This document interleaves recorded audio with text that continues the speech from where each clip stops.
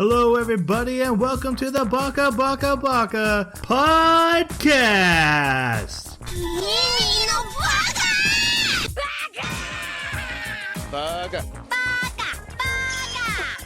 Baka. It's amazing how every time you open your mouth, you prove you're an idiot. Hello, everybody, and welcome to Baka. We are an anime podcast where every 2 weeks we watch an anime and we come on this podcast and discuss it in a book club format, and then we turn that discussion over to you. We missed a week due to one of our hosts being sick, but we're back and we're hitting an anime we've seen before, but on its new season, and we're going to talk a little bit about its movie, but we'll get to that in a minute. First off, I need to introduce my co-host. First off, we have the Wolverine to my X-Men. It's Jeremy. Thanks, bub. Land of the Lustrous. Oh, that was a good one. Yeah, that's his anime. That really his tone, his style. So when you're listening to our reviews, you know where he's coming from. We also have the Kawato to my Total Recall. It's Jason. What? You know the little guy who comes out of the guy's It's the stomach? little belly guy, right? Little stomach guy? Little mutant stomach guy. Well, you know, you led a resistance. So Was that in the new one? Because that might be a callback to. No, that would be the the 80s Arnold Schwarzenegger one. good old cheese. Yeah, my brain's fighting with me. Dragon Ball Z. Yeah. That's a good go-to. Yeah.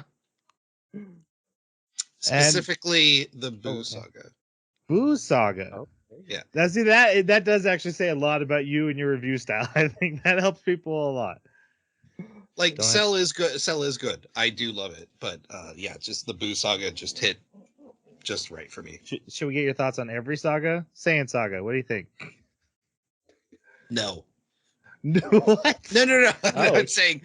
I'm saying let's cut it off at my comments here and move on. Okay. My name is Troy. I was also gonna pick Dragon Ball Z, but I'm gonna pick Dragon Ball Super because I've been watching it with my son and I enjoy it. All right. What we are here to talk about is Made in Abyss, The Golden City and the Scorching Sun, the sequel season to the original Made in Abyss. We're also going to talk a little bit about the movie once we've reached the spoiler section. We all did go watch Dawn of the Deep Soul, the movie. However, since this anime did not bother to recap it, we're not going to recap it either. We're just going to share some general thoughts and then go into the recap of this. But Watch it. Yeah, it's good. Yes, it is. It is very good. But first, we're going to do our review, our non-spoiler review of this second season. It was Jeremy's pick. What'd you think? I absolutely loved it. I love the characters. I love the world. The world is just amazing. It's so alien and it's so unexpected. No matter what happens, you're always caught off guard one way or another. I also love the art style. There's just something about the way these characters are drawn. I don't know if it's the face dimensions, the eyes. They look a little bit different from most anime that I've seen, and I really like it. The character design is really cool as well. The music and tone, everything is just spot on. I'm shocked that they managed to do this well on a second season. We don't see that often. So yeah, I highly recommend the movie and the anime. There's a couple of scenes that are a little awkward, but I think that they're handled fairly gracefully. All things considered, it could be worse. All right, Jason, what's your thoughts? I was mentioning in our pre-show that there's just some anime out there that are so unique that they just wouldn't be able to be done in any other style, whether it be Western animation or in live action or whatever. This is what, like, the uniqueness of anime, like Jeremy was saying, with the world and the characters. Unfortunately, unless you're an anime viewer, I'm not sure I could recommend this to someone who's a non-anime viewer. Like, I would want to ease them in with something like Dragon Ball Z or, you know, My Hero Academia. but I am just enthralled. This is one of those anime that just sticks in your head and just bounces around, and you're just like, oh yeah, that, and oh, did they mean this? And oh, and I love that they also like are consistently following their own rules. Like there are Mm. scenes where, if you've seen the first season, if you go up, bad things happen. They follow that to a T, both movie and season 2. So yeah, just brilliant. And they also they don't hold your hand in reiterating those things in season 2. Just to build on that too, like Yeah. when they've established a rule, once they've done that in season 2, they're just like, yeah, you know this rule, right? Oh, one thing I just wanted to bring up uh, uh, about the movie, along the lines of storytelling, um, and going up. There is a scene where that happens, and the animation to show the feeling that one of the characters is going through was superb. I've never seen a scene that was able to visually describe a feeling to their audience in a way that would make them feel that way. And it just, yeah. Anyways, enough gushing. Might have been better explained in the spoiler section for that, but it's fine. We'll call I didn't back. spoil anything. You in didn't that. spoil anything. I just think you could have described it better and gushed about it better in the spoiler section because you had to keep it spoiler. We're not recapping the movie. We're not, but we're sharing our thoughts on it and spoiling anything we need to do. Fair. Anyway, Fair. my thoughts on well, of course, I love the movie, and I'm going to gush in the spoiler section about certain stuff. But it was great. I kind of watched. We hadn't even really talked about if we were going to watch it or not. I wasn't even sure it was necessary, if it was filler. I checked it out and then was like, oh my gosh, so much matters in this movie. It's such a big deal. You do have to watch this movie. And the anime also does not care if you've seen the movie. They're going forward. They expect you to know what happened, why limbs are missing, whatever. You gotta follow. You gotta follow along, just like Jeremy said with the rules. Also, one thing, this anime is great. It doesn't tell you why certain story beats connect. It'll be like, hey, this thing happens over here, and then later we'll tell you a backstory about this thing, and then you realize yourself, oh, those two things are connected. That's a cause and effect. But it never takes the time to tell you. It expects you to keep up with its own story, and even if you don't get it, it's still great. But it's also well thought out and logically put together. When I saw it, I was like, man, Jeremy's just gonna go crazy about this because A to B makes sense instead of just it was for fun. It was like it was for despair, but also connects. Yep. To follow up on what Jason said about recommendations, though, I also had that thought. Like, there's a lot of people who are going to be heavily disturbed by what's in this. There's a lot of content. There's even some stuff I'm uncomfortable with. They do a lot of stuff. I mean, the main characters are children, and a lot of things happen to them. There's violence. There's maiming. There's sexual jokes, which are the thing that really bugs me. They just don't feel like they need to be there, but that is just the story writer's style. But I would say to decide if you would watch this, because I consider this a spiritual successor to Full Metal Alchemist. And if some of the darkest stuff in Full Metal Alchemist bugged you, and like you love Full Metal Alchemist, but some of those darker stuff, like about dogs and little girls, if that was too much for you, Made in Abyss is too much for you. Don't go near it. Anyone listening to this has probably seen it, but that out of context, without context, is a really weird sentence. It's a weird sentence. I haven't seen it. I only know based on like things I've heard. The stuff with dogs and girls. Little girls, yeah. Wow. Stuff and things. I know what you're saying, but I refuse to acknowledge that. Probably wise. Let's move on. Yeah. Okay, so we're not in spoiler section yet. Let's talk about the OP and the ED. What'd you guys think? OP was good. I'm not sure it wasn't as fantastical as the first season, I think. Because the first season you had the wow factor of the actual abyss, and This one was good. Like the visuals were good, the music was good. I didn't stick around every episode for it. And then with the ending or the ED, I really liked the music was okay, but I really liked that they did more of her mom's pages. I really liked that. One thing I thought was really cool about the opening was that there were scenes in it that just didn't happen in the entire season. And I really like that. Now, a lot of times that's kind of irksome to me because it seems like there's some kind of story development or something that was supposed to happen but doesn't. And so you feel like you're being led off somewhere. But this show hits you with so many like from left field moments that I didn't mind at all when parts of the OP were actually more to set tone and to set relationships than they were to, give you a exact moments that happen that you're going to see anyways. It's more like foreshadowing than anything else, foreshadowing future seasons perhaps. And that's really cool. Also, since we did have that little pause because we waited an extra week, watching the OP, it was pretty cool because right before we started this, I watched the OP and it was just like all the memories and all the emotions attached to them just kind of flooded back in. Very, very effective in its imagery once you have seen the season. Watching the OP is like, whoa, yeah, there was that. Oh, that's right, there was that. And the ED, Myth and Royd. What else do I need to say? My thoughts on OP match up with yours, Jeremy. Like, there's this lot of imagery, and it's like, oh, that's cool. And then once the context fills in, it starts like hammering you every time you see it. After that, the egg next to a what is that? An arm or is that tree bark? I can't tell. Yeah. What is that? All that stuff starts to matter, and it hits. My first thought when I first saw the OP was, this is really upbeat, and I just watched your movie, so I know you're lying to me, and I know you're setting me up for pain.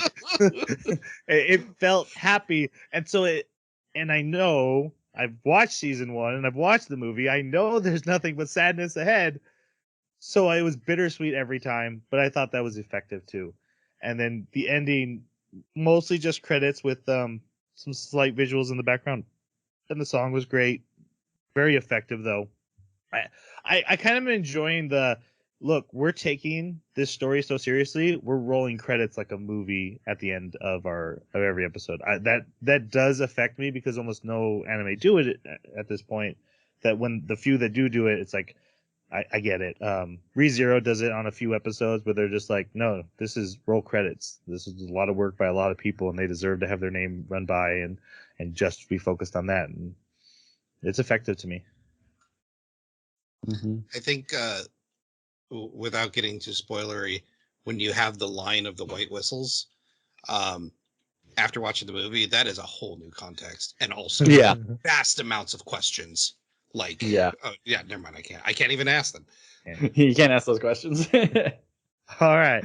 So before we go to spoiler section now, time to name our next anime. I haven't even told you guys. It's Yeah, my thanks. pick. It's okay. So I don't know how to pronounce the first word of the name. Lycoris Recoil. It's about assassin girls. It's like I've heard good things. if high school girls were John Wick is I think what Mother Basement called it. But this is actually a recommendation from my daughter, and it's got great reviews. But my own daughter had watched it and was like, "Dad, you got to get on this one." So that's what we're watching next: Assassin Girls. Sweet. Cool. I'm always up for that. Do you know offhand where you can find it? Nope. Okay. Online. I'm leaning towards Crunchyroll because my daughter has a subscription. My anime list actually has the episodes on it too, but it looks like it's premium. No, I just the top ones are going to be like Netflix, Hulu, and then High Dive and Crunchyroll, Funimation. You don't have to have this off the top of your head. It's Crunchyroll. It's on Crunchyroll. You might need a subscription for it though, because Crunchyroll's new policy. Not a fan of that one, but it is what it is. Oh, guys, I also watched the first couple episodes of Chainsaw Man. Holy crap! I can't wait till we get to Chainsaw Man. Serious? Okay. Yeah. I watched the first episode and I was like, I have to wait. This is Yeah. I'm so excited. I have to wait. My daughter Yeah. came home from college for Thanksgiving and was like, "Dad, this is all I want to do. I just want to watch this." I'm like, "Okay, we can watch the first couple episodes, and I don't mind going back and rewatching them for the podcast." And we watched like the first 4. It's really good. The main character. There's going to be a podcast on it, and we need to talk about the main character, but we'll see when we get there. Yeah. All right, so that's in the future. Now we're going to spoiler warning for Made in Abyss, the Golden City and the Scorching Sun, and spoilers for Dawn of the Deep Soul. You should not be watching the second season of Made in Abyss without having seen the movie. You just should not have. So we're going to assume everyone who's willing to listen to spoilers about this anime season is willing to listen about the movie. Okay, in the movie, there are bugs that feed themselves to you to keep their colony that they've built inside you alive, and I've never been more horrified of anything in my life. That was Sleep amazing. that night. Yep. Okay, so we've met some odd but decent white whistles. Where'd their whistles come from? Who are they? Someone close. And how specifically how deep do you have to go to get it? This level. And 5, right? Right. Yeah. Right. So, but how did they get back up? Well, 6 is no return. So, assuming they never used the white whistle to go down to 6, they could still go up. Yeah. Okay. It's terrible. However, yeah. spoiler. Obviously, spoilers for both. Bondrude has gone down to the non-returnable level and come back up. You're right. I'm assuming that's because he has multiple bodies. That he can send down a body, let it get ruined, and then jump to another body. Yeah. How'd he get the helmet? I assumed he had more than one, but you're right. He just always pick it up and put it on himself. Yes. I loved that. No matter how many times they defeated him, he was just like, "Nope, I'm over here. Nope, I'm over here." Yes. Yeah, me too. All right. Let's do characters, and then we'll do general thoughts on the movies, and you can add any spoilers in as you go. Jason, we'll start with you. What do you think of Bondrude? Then do Prushka, and then we'll have Jeremy go. Bondrude is probably my new favorite villain because he seems undefeatable, and he's got an agenda, yet he's not so cutthroat that he just scorches earth everything around him. Yeah, he's complex, and I love it. There's something really cool about Bondrude in the fact that he's no longer human. The fact that his white whistle is the original Bondrude, and that all of these others are other people that he's basically implanted a portion of his personality into. And there's a tidbit there that says that when you use this relic to impart part of your personality to somebody, it also makes them go crazy or makes you go crazy, right? So all of them, him included, are a little bit nuts. Yeah. And that is so cool to see. But there's also this disconnect from humanity that they have. Like, yeah, they really are nothing but the analysis that Bondrude had before. Like, they live with this appreciation for the knowledge that they can gather from Prushka, from Riko, Reg, Nanachi, from everybody. They're always just trying to absorb. What's inside? What's inside? What's inside? What's it made of? What's it made of? So cool. The way that and then to they find out they're behave, all him. they're all him. Yeah. I don't know. It's such an interesting feeling when you realize that that's what's going on, and you understand that, like, he's no longer a person, and all of these little copies of him it's totally messed up, but really cool. And the way that he can so detachedly raise Prushka, develop this codependent relationship with her, where he's basically got a purpose in mind for her. This isn't the first child that he's done that with, right? Where he raises them to become a cartridge. Where very quickly explain, cartridge is when you take the child apart and you just keep the necessary components to keep them alive. It's like heart and brain and whatever, and you keep it inside of a small briefcase. like an ammo cartridge on a backpack that you have, and you have a bunch of them. So whenever Inject you drugs wind up, into 'em. yeah. So whenever you wind up coming up too fast, you can pump the curse into the cartridge because you've cultivated these children to love you, and that love protects you. It kind of blesses you in a way, Oh man. and so they absorb the curse for you. But he hadn't found any that had actually given him a true blessing yet. And so Prushka was supposed to be the first, the one that really loved him more than anybody else because she was brain damaged in in the crash when he found her. I'm like, it's compounding it, right? Like, it can't be worse. No, it's worse. So he's amazing as far as storytelling goes for a character. Absolutely amazing. Yeah, I think one of my favorite parts is when they're like, why don't you do this to yourself if you're so curious, and why are you sacrificing all these children? He's like, oh, I would totally do it to myself. Yeah, in a heartbeat. I can't anymore. I killed myself. Yeah.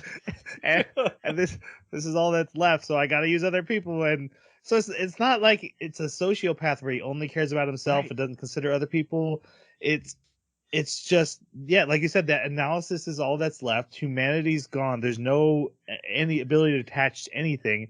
But even as he's getting, when Rico the first time kicks the crap out of him, is basically murdering him all over the place, he's like, wonderful, you're doing a great job at this. It reminds me of someone who's like, oh, you gotta choke a little, put your hands a little higher if you're gonna choke me correctly. Like, just really encouraging him in his murder.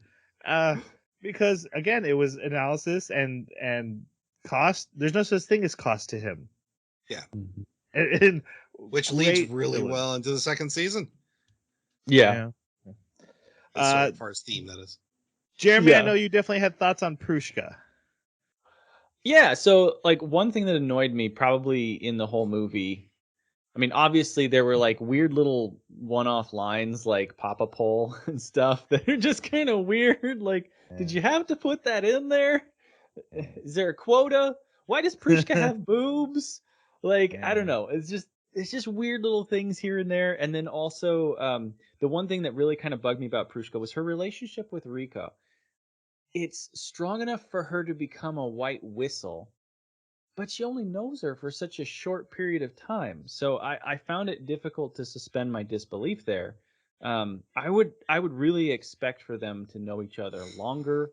I guess you could say that what they go through is intense enough to forge a stronger appreciation, a stronger love for Rico, but I don't know, I guess I just wasn't convinced. I mean, they're killing her papa right in front of her. Then she's finding out her papa is doing horrible experiments on people, and like it just seems more like there would be turbulence and confusion in that child's mind, not a devoted, full-hearted love for Rico, especially after she'd already protected her dad from the curse and gave him a blessing so he turns into a yeti. Like I don't know, it's just I'm a bit confused about Prushka. I tend to hand wave it a bit because I've seen my kid when I take him to the park and how quickly they can make friends with kids they've just met. And because these are such young kids, I mean, I don't know how old Rico is, but she seems like 10.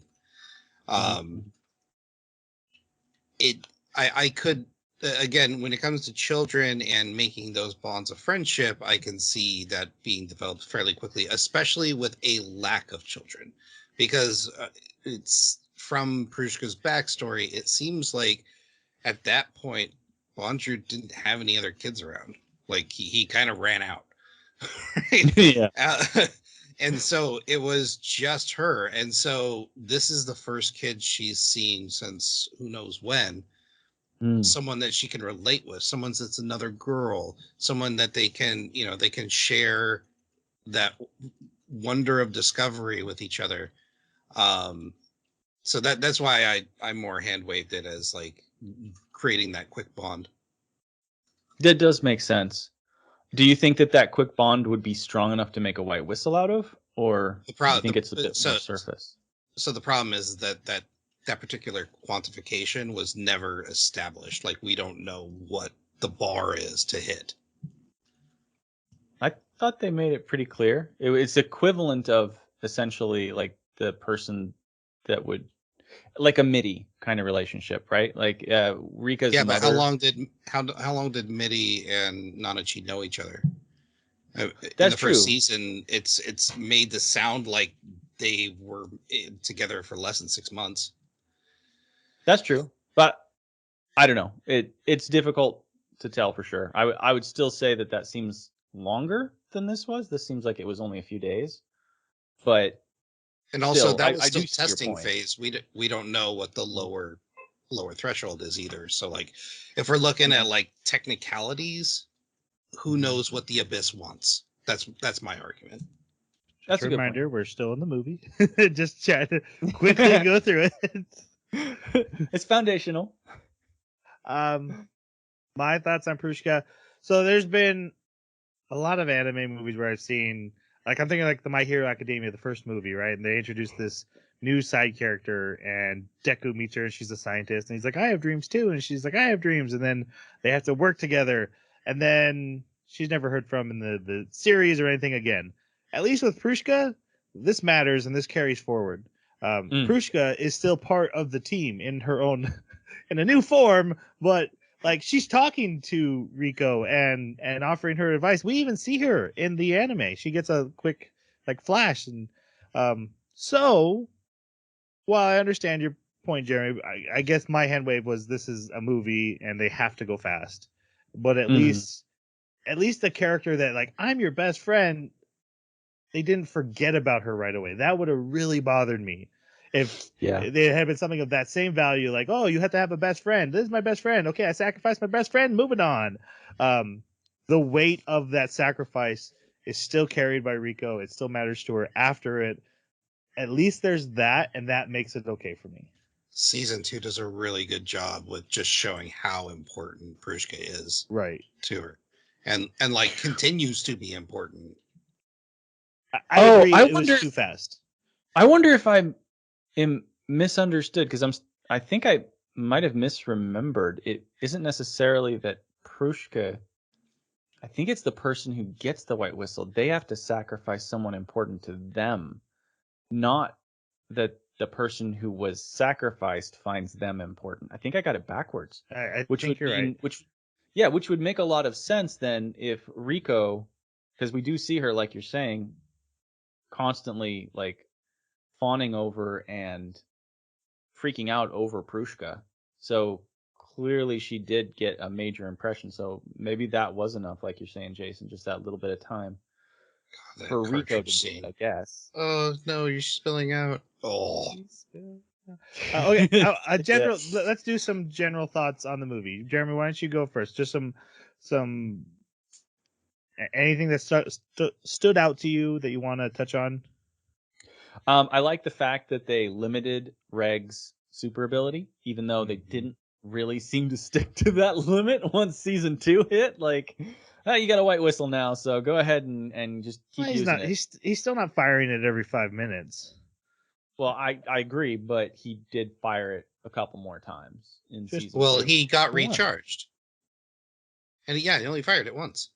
Did he only fire it once to blow that hole? And he did refill his ammo, and we don't know how his new form, if that still is using from that same ammunition limit. That's what I was thinking. Yeah, was his white form is different. But other than that, like I loved. I actually really liked the introduction of Prushka, and I was curious where they were going to go with her because alert, we have a new child that wants to go adventuring. Alert, something bad's going to happen. She's standing there forlornly watching them as they leave, saying, I really want to go on an adventure with you guys. I'm like, oh, you will. You will. One way or another. I loved the fight with Bondrewd when they lured him out and they were setting the trap in there to get the creatures to come up and attack. And you're thinking, oh man, I wonder how he's going to. Oh no, he's just gonna walk out of the decimated smoke like a Sephiroth moment, But no, it was very good. I love also the fact that they cut Reg's arm off. Like I did not see that coming when they strapped him down. Man, the level of how visceral that it was. Like when they were doing their analysis on him on the table or in that chair, Ugh. that right there was like the arm breaking moment in season 1 to me. Yeah. Just because, like, I mean, he's screaming, they're collecting his urine because it's hurting so bad that he's peeing. They're cutting his arm off, he's passing out. Like, there's just it's so realistic. It's what you would expect from a villain who doesn't care, has no connection to humanity. And they didn't stop and say, well, we got to sanitize this.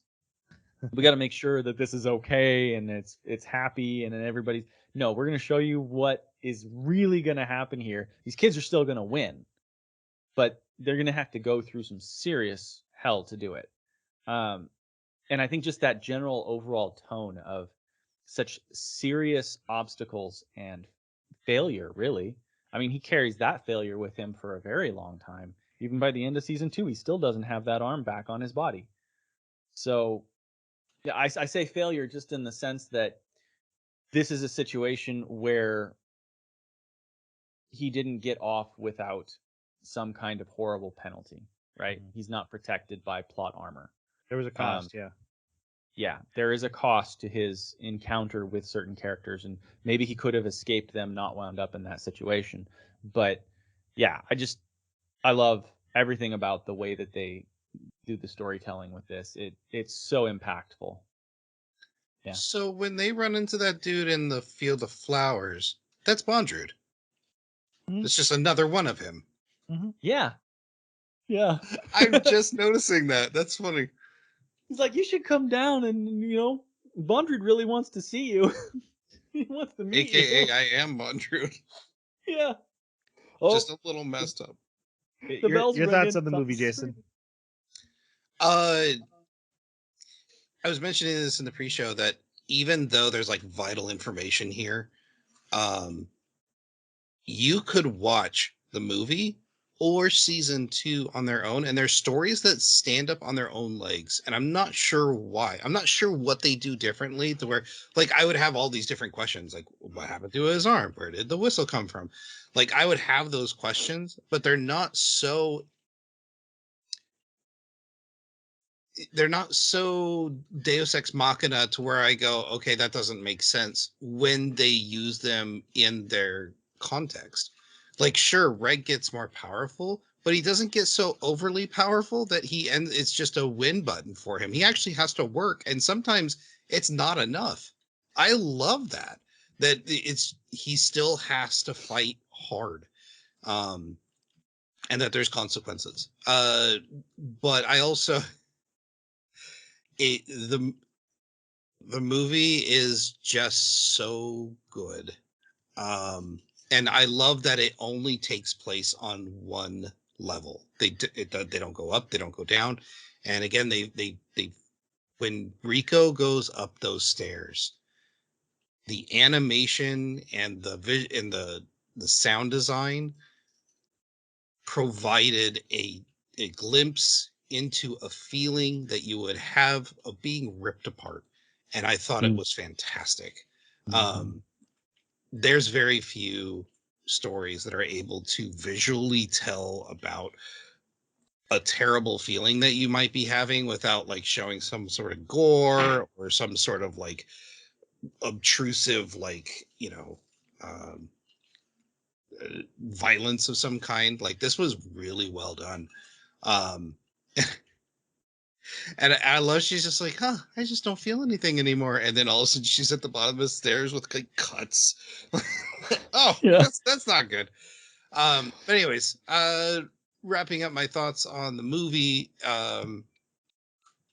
the ending felt good. And I really love that season 2 literally picks up where the movie ends. Like, scene for scene. Yep. Mhm. Even the Nanachi getting stuck on the portal and being dragged, but we see it just from the other Yep. side. Yeah, that is great. Yeah. They should Um, really turn those stairs into a ramp. That's some serious safety concerns. Not sure Bonjour's too worried about that. What are your thoughts, Troy? My specific thought was I went into the movie I was surprised how great the battle scenes were, because it's not something I consider when I watch Made in Abyss. Is like, oh, it's got great fight scenes, right? Reg's berserker possessed form, whatever that was so jaw-droppingly beautifully animated. It's one of the best fights I've seen in anime in a long time. It was so good. Not so much when he's just a spinning cyclone going up the wall, but the when he's got the black eyes, and it's just that close room combat that they had, so pretty and so good. I really enjoyed seeing a 3-act structure in the Made in Abyss world, because you can introduce stuff in the first act and then bring it back in the third act. You can't really do that when it's 10 episodes later and pretend like, even though they do that a little bit, but it was nice in the movie just how round and complete the story was. But when I finished the movie, I had this thought. I might have even tweeted it. I think I tweeted it, but it's just that I love where this is going, but I don't know where it is going. I can't even fathom where the story is going. I had no guesses.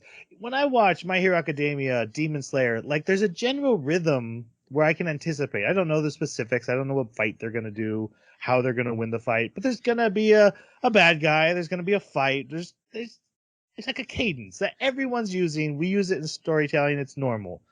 Made in Abyss is like, we're just off the rails in our own uncharted land. And I don't ever know what's coming next, but I completely trust them to get me there. Even the stuff I don't understand, like how did the white whistle work for this guy? I trust there's an answer, because they're so good about connecting all the other dots. To just because I don't see the dots connecting, I assume there's still a connection there. That's how much trust I have in their storytelling right now. I have no idea what's next. I did not see anything coming for what we watched in the second season, and I loved every minute of it, and I know it's going to be great going forward, unlike Promised Neverland. Yeah. Okay, Jeremy, I think this might be, you might echo my feeling here. When you see that they do a really good job of these far shots of the ritual site, and you realize real quickly that it's a small city. Like, Yeah. it's very spacious. It's got many rooms. Yes, it's there for the ritual. It's there to get from 5 to 6. The thing is Bondra didn't build this place. Bondra didn't even establish the elevator. He came across this place. So for me, there's just like this overarching like war that they are able to visually storytell without, and there's just so many questions, like, who was the civilization that was there before? Was that civilization the one that built it? Was there a civilization before them that built this place? Why were they down here? Did they build it specifically to go down to the 6th floor? Was that orb always there? Did they create the orb to get to 6? Is this the only way down to 6? Is there another path?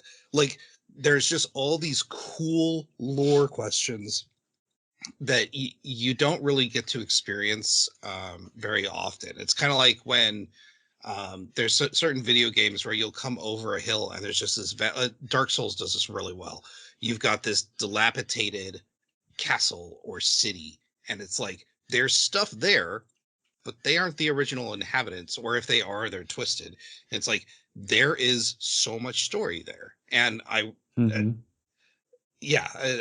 love to learn more about it. And I think that's one of the things that draws me to this world is we get a lot of that on level 6, is that there's this golden city that has been destroyed, or at least we believe it's a city. Like, even Riko mentions, like, they kind of look like towers, but I'm not sure if they're rock formations. So it's like, what's happening here? Yeah. And I think storytelling like this, especially in a long form where you don't know, like, the whole story hasn't been written, the whole story hasn't been told. So you run the risk when you're writing a story like this of just throwing threads out there. And who knows if they're ever going to be, leading somewhere satisfying or effective. But they're doing such a good job with the things that they are establishing, and they're being so consistent that they're creating a sort of trust, like you were saying, Troy, where you know that if you see something in the world, they've got it in mind already where they're going with this. This is not like where you have those cities. They've got an idea. You can trust that the writer has an idea of what these cities are. It's not like Lost. It's not where they've like thrown out all these threads and they're saying, wouldn't this be cool and wouldn't this be crazy, and then let's put this down here and this over here. I get the sense that, you know, they've got that really cool map of all the layers, and they've got like all the little images of things that are on each layer written in this language that we don't know. And I don't think it's a real language. I think it's the language from the anime. And so, all that in mind, I don't know.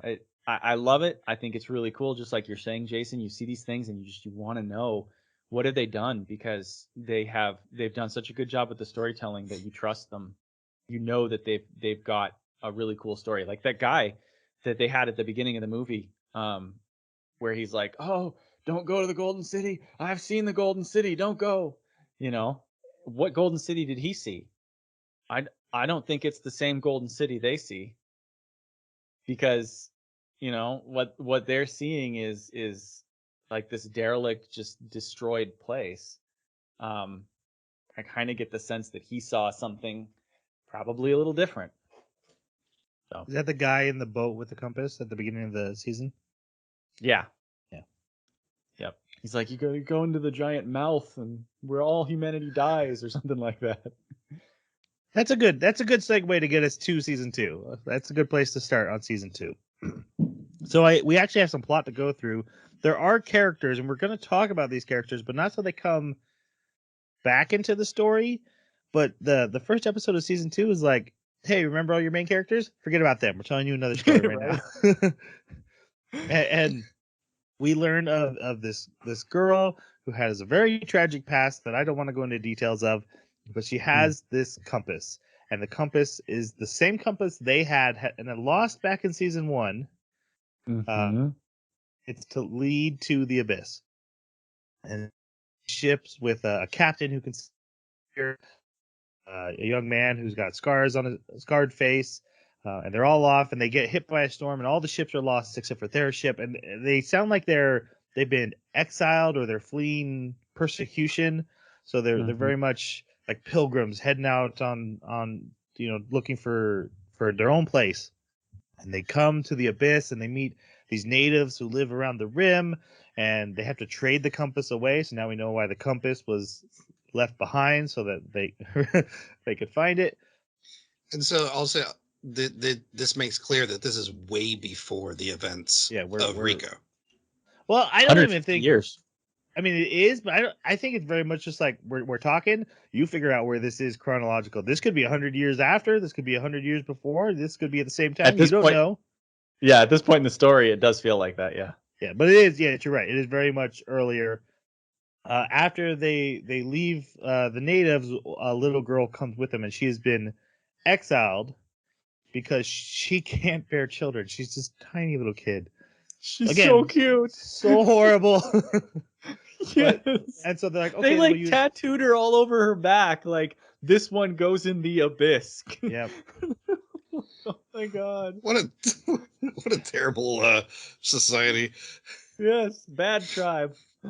But because of her, they learned some of the rules of the abyss. They learned about the curse. They actually had someone like go up and get sick. And like, what's going on? And the girl's like, oh, there's a curse. You can't go up.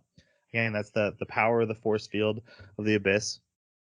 And they travel down, and we just kind of see their misadventures in this quick montage of fighting monsters and seeing some of the same stuff we saw back in season 1. I love that. And then they reach the elevator and they go down to the 6th layer, and they even have their own. It's a hollow, but their own MIDI looking creature. But apparently they found that. I did have a quick question about that. In the movie, they specifically say that you can't activate the elevator without using a white whistle to activate it. Mm-hmm. So, how did they? Because I didn't see them having a white whistle. I think there was a white whistle or something on that creature, on the MIDI creature. I know they couldn't blow it. but I kind of wonder if the MIDI creature blew it. And they also show that like if they put the hollow in the center of the elevator, it would work for them. Mm-hmm. So I think the hollow is acting as a white whistle. Okay. Which could mean that it was a person who had a white whistle, otherwise known as a white whistle, that went up, got turned into a MIDI, and then was just stuck in the elevator. So the term is hollow. They're hollows, which is Right. anything basically that call them a MIDI. anything that's mutated. You don't even have to be mutated by the curse, because we're gonna meet Nanachi's characters who are called a hollow. hollows. Yeah, Nanachi's a hollow. But like Beloff and Wazukin, they all become hollows, even though it's not the curse that made them hollows. Something else made them hollows. They have a different name, but go on. And they don't have not all of them have a white mask either, even though they're all hollows. Nope. Let me find the name. Come on, That's that was a good one. It's a Bleach reference. Yeah. How's everyone enjoying 1,000-Year Blood Burn? Doesn't matter. Yeah. All right. Tweet us. So this whole first episode. You're right. It's a different term for the word hollow, the Narahate. So it also means hollow. So Okay. Yeah. But yeah, again, hollow just kind of means you've been mutated by something. It's not really specific about anything. Yeah, so it shows them go down and get out of the elevator, or get into the elevator, and then the very end of the episode jumps to our main characters from season 1 and the movie. We're back with Riko, Reg, and Nanachi climbing into the elevator. I love And this. real quick. Yeah. Oh god.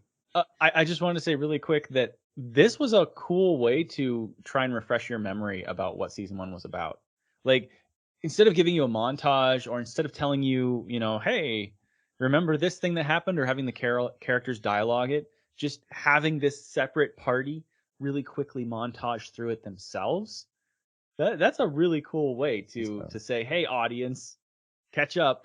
Remember, right. It's been a while. It's not hand holding, but it's just enough of a refresher of like, hey, remember terms like curse and Yes, exactly.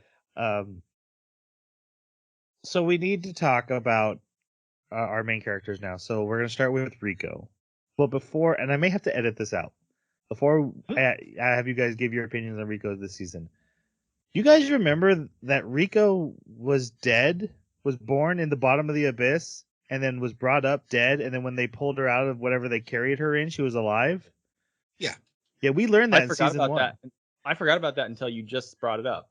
But yeah, but that was something we learned in season 1, right? That was a fact. I didn't like wiki that somewhere. No, it's just some weird goo like cube thing. Yeah. Again, the anime does not mention this, but that is like this mystery hanging over Riko, that she was dead from the bottom of the abyss and is the only thing that's ever come back up, but came to life at the top. All right. And now coming back down. Guys, thoughts of Riko? I love this character. She's been consistent the entire time that we watch her. I think the only thing that kind of bugs me about her is just her unwavering positivity and having a fun adventure. And her no matter who dies. Yeah, her tenacity to just stay in it. Like, I'm going, okay, if we've got a 30-some-year-old person who's got, the resolve of a lifetime going through all this tragedy, I get it, but like she's like 10. Mm-hmm. I'm after season 1, I'm just astonished that this character is able to go, yeah, let's go another level. Like this is just like Nanachi doesn't even have this resolve. But I'm wondering, and maybe Troy can help me out with this a bit. I'm not sure how much arc she goes through. She doesn't seem to have much of an actual character arc. Like, I'm not sure what she's learning new as far as character development. No, she's not really a character that's changing. She's pretty much the same from the beginning to the end, right? She's just as determined. She's again made new friends that she's lost and will have to carry the memories with her. That's kind of her ending resolution. Like, I won't forget all these people that have also died in my quest to get to the bottom. Is she the baddie? Right? No, I don't think she's the baddie, or even because usually a character who doesn't change is changing characters around her. And she's done that a little bit for Reg. But no, she's more the audience. She's carrying us with her. Okay. We're getting to see the story through her and watch other characters go through arcs because of her. I wanted to make sure that I didn't miss something or I was misunderstanding her character. Because yeah, she's just this stalwart character that from the moment she left that school at the surface to watching an entire village die. Get She, slaughtered. Yeah. yeah, she just seems just as determined to go on an adventure. Well, The next level can't be worse than this. That's the thing. You like if you had to guess what's next, you can't. You can't even just throw a dart at a board. It's not even going to be close. It just one takes. quick. Go ahead. Yeah, one quick observation. I thought about, yeah, you've got this gaping hole in the earth and things are constantly being murdered in here. Going through a sea of bones makes so much sense. Yeah, that was cool. And that transition between 5th and 6th levels. Yeah. Yeah, no, her experiences and just the general like tragedy and horribleness that is this story reminds me so much of what was that anime where all the characters came out of the anime and mangas and stuff came to the real world? Recreators. Yes, thank you. Recreator. It reminds me of Recreators, the one character who's like, "Why did you write this? Why did you put me through this?" That was great. But yeah, one of the things I loved about Rico was there's so much of this melodrama, and not in a bad way. Like, it's really good storytelling, but it's very emotional and very tragic. Some of it's upbeat, but not very often. And a lot of the time where it is upbeat, it's with Rico. She's there to kind of also keep the mood up so that you're not overwhelmed by the tragedy and horribleness of this environment. Rico's cooking channel, you know, I love all the meals that she prepares. I think if I remember correctly, in season 1, we talked about how, I think you probably brought it up, Troy, about how it's almost like this is more of a cooking simulator or something, where like you see all the things that Rico gets to come up with, and they spend a lot of time making sure the dishes look good, even though it's nasty. The stuff she makes is really nasty. I don't know. Those fried eggs look good. Yeah, there you go. And also, like, a lot of anime just they completely gloss over things like bathroom breaks, right? Games do this too, and it's always something that I understand, like, logically, cognitively, I get it, right? Having to worry about if you're playing a survival game, like, where am I going to go to the bathroom? Am I going to get shot or attacked? That's a horrible idea in a first-person game or a third-person game, right? Where you're like in Skyrim or something. You don't want to have to worry about that. They do the same thing in anime, in movies, in series, in general. You never have to worry about that. But twice in this anime, Rika has to go to the bathroom and has to deal with how weird the situation is, because there aren't bathrooms here for you, right? Yeah. It's weird. Okay, the second one's kind of gross. There's a little like, grossness added at the end. I thought it was just like kind of weird at first, and then it becomes so much worse. Well, the second one's like a bidet, but it's just kind of gross. But it's Yeah, alien, but right? no, it's not that alien is the problem. Well, okay, you think it's a hollow. I don't think it's a hollow. I think it's an alien creature. No, it's part of the village, which It is the village. It's the structure the village, of the village. The village itself. Well, then it's no different than like the umbilical. It's just an umbilical for all these people. You tell yourself that, but I think we should move on. I mean, that's what it does. I was more grossed out by what they ate, which I'm pretty sure was just excrement from something else.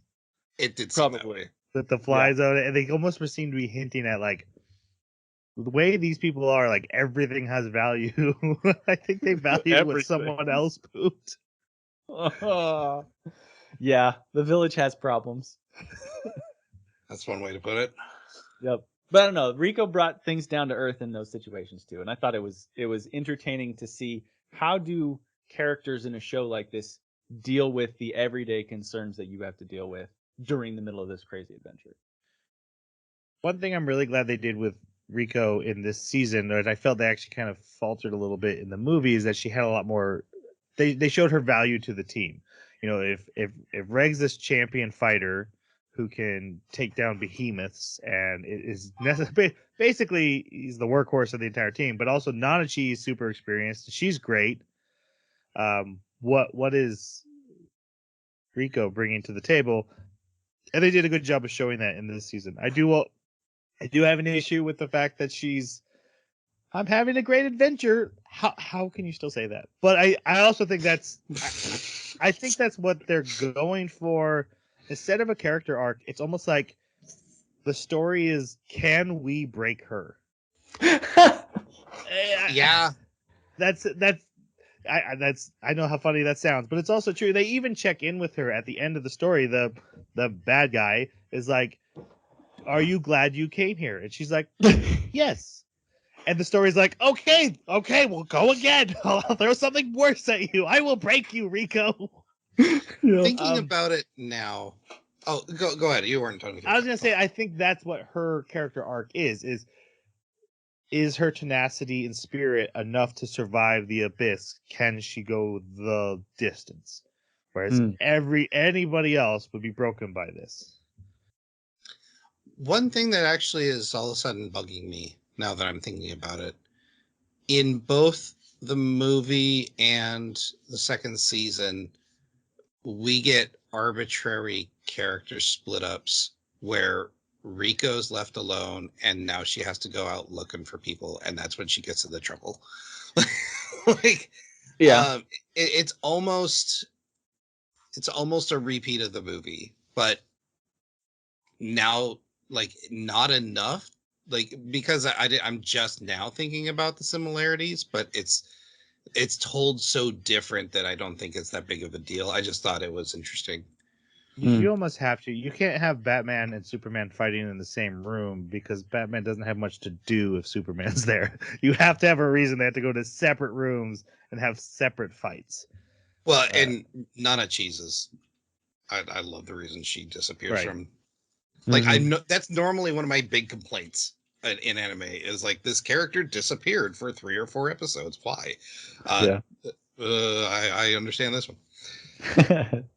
I do have to say that during the sequence where Rico left and wandered around the village, I was yelling at her, "Go back! Go back! What are you doing, you idiot? Go back to your room. What are you Go doing? back to your room. This place is not hospitable to you." And then, of course, I was right. All right, let's move on to Reg. What do you guys think of Reg this season? Our robot child with blood. One of my favorite pieces of dialogue involving Reg is Nanachi reminding not just Reg, but the audience that if Reg does something stupid and either gets himself killed or removed from the group, this adventure's over. I love that the anime outright states this for the audience, because the audience that could be a huge complaint. It's like, oh, this story is basically about Reg because, he's the only super powerful one here. And they're like, no, he is our key to doing this. Like, his long arms allow us to repel. Like, it's a feature, not a bug. Right. Yeah. This is the story. I really love Reg's story. And also, we get so much backstory, and we still don't know where he was built, where he comes from. Like, we get this cool, like, connection to his backstory and why he went to the surface. I really like that.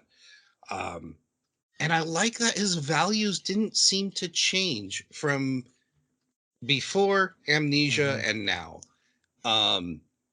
I really, really like that. So they did a fantastic job giving him more depth, but keeping just enough information from you that you want to know more. Like, who built him? He is literally a relic.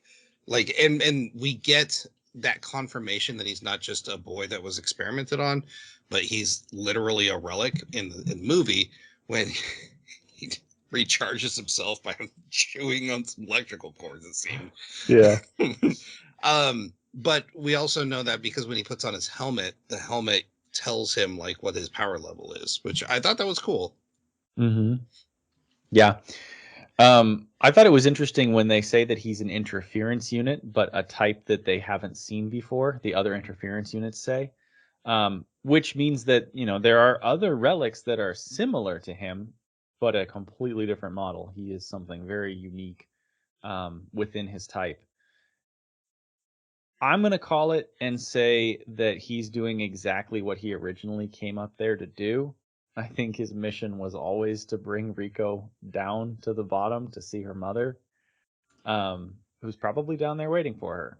My gut just says that. As far as the storytelling that they've given so far, it seems like it would make for a satisfying ending to have Reg all of a sudden remember and be like, I'm doing exactly what I was supposed to be doing. Is Reg the product of an egg of desire because her mom's wish was to see her daughter again? Ooh, that's an interesting idea. But I think the egg of desire is It's too supposed to easy. just change you, person who consumes it. Well, I mean, we Still not clear on that though. Also, adults aren't supposed to make wishes on them. They're too complicated. They can though. Wazukan did. Yep. Don't know what he wished for, but something that gave him bony fingers. Right. Well, we'll get into those. So, Just theorizing. I don't know. Yeah. I also think I don't think Jeremy's completely wrong in his either. It's just there's no way we're heading to that happy of an ending. There's just no way. There's just no way her mom's sitting down there like, I'm gonna reunite with my daughter. It's gotta be 100 times worse than that. Oh So yeah, much sure, worse. sure. This is a very broad generalization. Yeah. I think so. Yeah. And so in the broad, I think you're right. I do think there's gonna be layers to it. Okay. I love Reg. I love that they gave him a limit. But I'll say I actually liked the development and the lore build up around him in the movie probably more than this season. Because he wasn't very different, and I do like that he hasn't changed personalities completely from his pre-amnesia, post-amnesia. But because he's so similar in that, it's not like, oh, I need to know a lot about him before. He was Reg before. But what's that wrath for? Who possessed him? Because he said it wasn't me, I was possessed. What does that mean? That to me is still the more interesting, lingering issue with Reg than anything that happens in this season. His relationship with Fopta is certainly interesting, but I'm not here for a harem, so I don't need a third girl that he likes to rub the fur of. I did think harem as soon as he was doing that. Yep. Yeah. That's probably my only worry. I love his new form. I love how effective he is. I love that he's missing an arm. That's all. That's all such good storytelling. Yeah, and just that he keeps making decisions, but he's not really sure what the morally right choice is. I promised to let her in. She really has a right to it. She kind of does. Like, she has a point, but also it's horrible to just let her in, and I'm going to stop her. But I'm really kind of wrong to stop her. I love that back and forth and that the complexities of that decision. So I did enjoy Reg very much this season. He's just the village itself, I think, kind of stole the show from the main characters. Mm. I'd agree with that. I think the last thing I wanted to mention about Reg is the idea that his cannon is not just an energy weapon for the sake of being an energy weapon, but in multiple situations, both season 1 movie and season 2, it's mentioned that his cannon rewrites the rules of the Abyss, and we get to see a great display of that in this season as well. Mm-hmm. All right, what do you guys think about Nanachi? Oh, Nanachi. Oh, Nanachi. She is so much more soft as far as emotionally than I was anticipating. Because there is this moment where she's like, and I'm trying to remember if it's placed in the, I think it's placed in the movie. She has this hesitation of going down with them further because she's like, it's basically, in so many words, it's my turn to die. But if I go with them, I have to keep going because I promised them that. And also, I'm having fun and I don't want to have fun because I want to be sad because I want to go die. That one got me. Yeah. That, right? And so, and this interaction says, spoilers, we run into MIDI, and it's a copy of MIDI, but it is a version of MIDI before they escaped, meaning all of the torture and strife and suffering that they went through trying to end MIDI didn't happen. Now, this version of MIDI is continually being fed on. So, Yeah. I mean, there's that. But her reuniting with that was just really, really heartwarming. And then she comes out, near the end where she's just got this new resolve and this new determination to not just keep going, but to live. And I really, really appreciated that about her arc. I think she had the best arc in the anime. Apart from Fapta, I think they both had really great arcs. Yeah, Fapta was like a complete change of character. Sure, but I'm more invested in Nanachi. Yeah. So. Right, yeah. Yeah, I think you nailed it when you said that Nanachi became softer. Like, I remember in season 1, Nanachi was much more stern and much tougher because she was, dealing with being in emergency mode and, not necessarily ever relaxing just because of how much stress and the difficulty with MIDI and everything.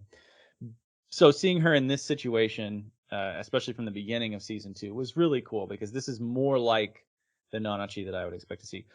I also really liked that they exposed more of what her time with Bondrewd had been from when she came up after receiving the blessing and becoming this rabbit girl until the time where she fled with MIDI.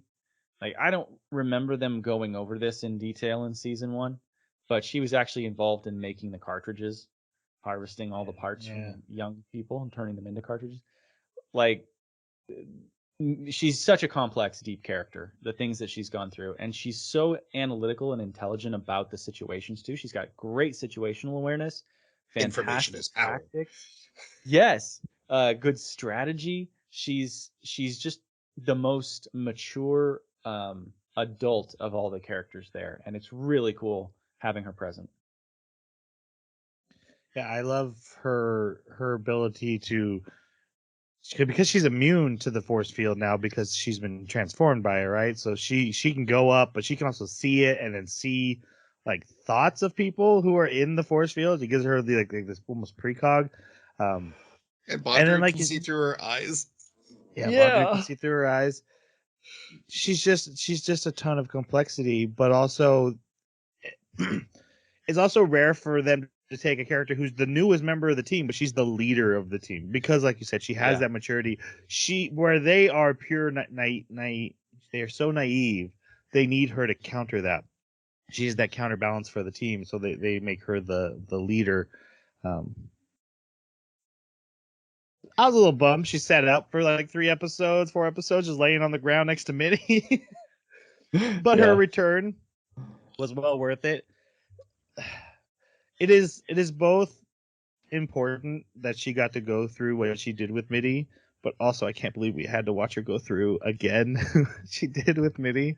Holy moly. So one spoiler I've told my kids, I didn't watch this with them. I don't really want to watch it with them, but they do watch it on their own. And I told them, I'm going to tell you one thing. they bring Minnie back, and like this, their jaw drops. It's like, right? Like, who would do that to me? That's so inhumane. Right. But they do it. They Yep. do it to Nanachi again. Yep. All right. Uh, After that, we see them exploring. So we're on level 6 now. Officially, they had rode down in the elevator and they used the bathroom in it, and they passed through water. Like there's an ocean level, and again, the bathroom joke is to show that they're in there for so long they can't possibly hold going to the bathroom any longer. But they do eventually get to the Golden City, and there's all these like broken buildings. Riko almost falls through one, but she's caught by Reg, and they're like, I think it's like a wall that I fell through. I think these are actual buildings that we're standing on, not just rock structures, but they're not sure what they're actually on. They do some exploring using the guidebook left by Riko's mother, and they find some eggs, but then a big ball of fire explodes and magma starts raining from the sky, so they have to get to safety. And then they cook the eggs, but everything in the eggs is still alive. Because So nasty. But this is important because it's showing you that things on this level are heat resistant. And that's going to be important for a story line that comes up later. But they do eat the things in the eggs, even though they're still alive. They end up cooking them with the nutrition explorer bars and using that to make breading, and then they deep fry them, and then they're tasty that way. Albeit wiggly. They start talking about their friends back at the orphanage, so they decide to send another letter back up with one of the balloons. And they do all this work and make this letter, and they send it up, and a flying monster creature just snatches it out of the sky, and they're like, I guess that's not getting there. They go to bed that night in the cave, and then they wake up, and the letter they wrote, which is really just a picture of the three of them because no one knows how to write, has a symbol drawn on it, is back in the cave. Prushka is missing, which means the white whistle is missing, and they realize they've been raided. So they go after whoever came after them, and they go chasing, and they find three dead animals, or 2 dead animals. I think it's 3. 3 with their butts sewn shut because, it's made in abyss. And so they pull them open and find their hair is inside of it. And they're like, oh my God, someone has cut our hair. And they're like, oh, they're mocking us. This is just them mocking us. So they keep going after they find these footprints. One thing that actually ends up coming back as semi-important later, when they have the 3 individuals, there's one with a line through it, and then one with what looks like an upside down stick figure. And we'll come to find out why they're different. But go ahead. Yeah, everything up to this point to me just seems so sinister, right? Like it seemed like voodoo stuff, right? It also should be mentioned that they like when they sleep, Reg's arm is like everywhere in the cave. So like they do that in the first season. Yeah. It's a safety feature, and whoever was got past it really easily.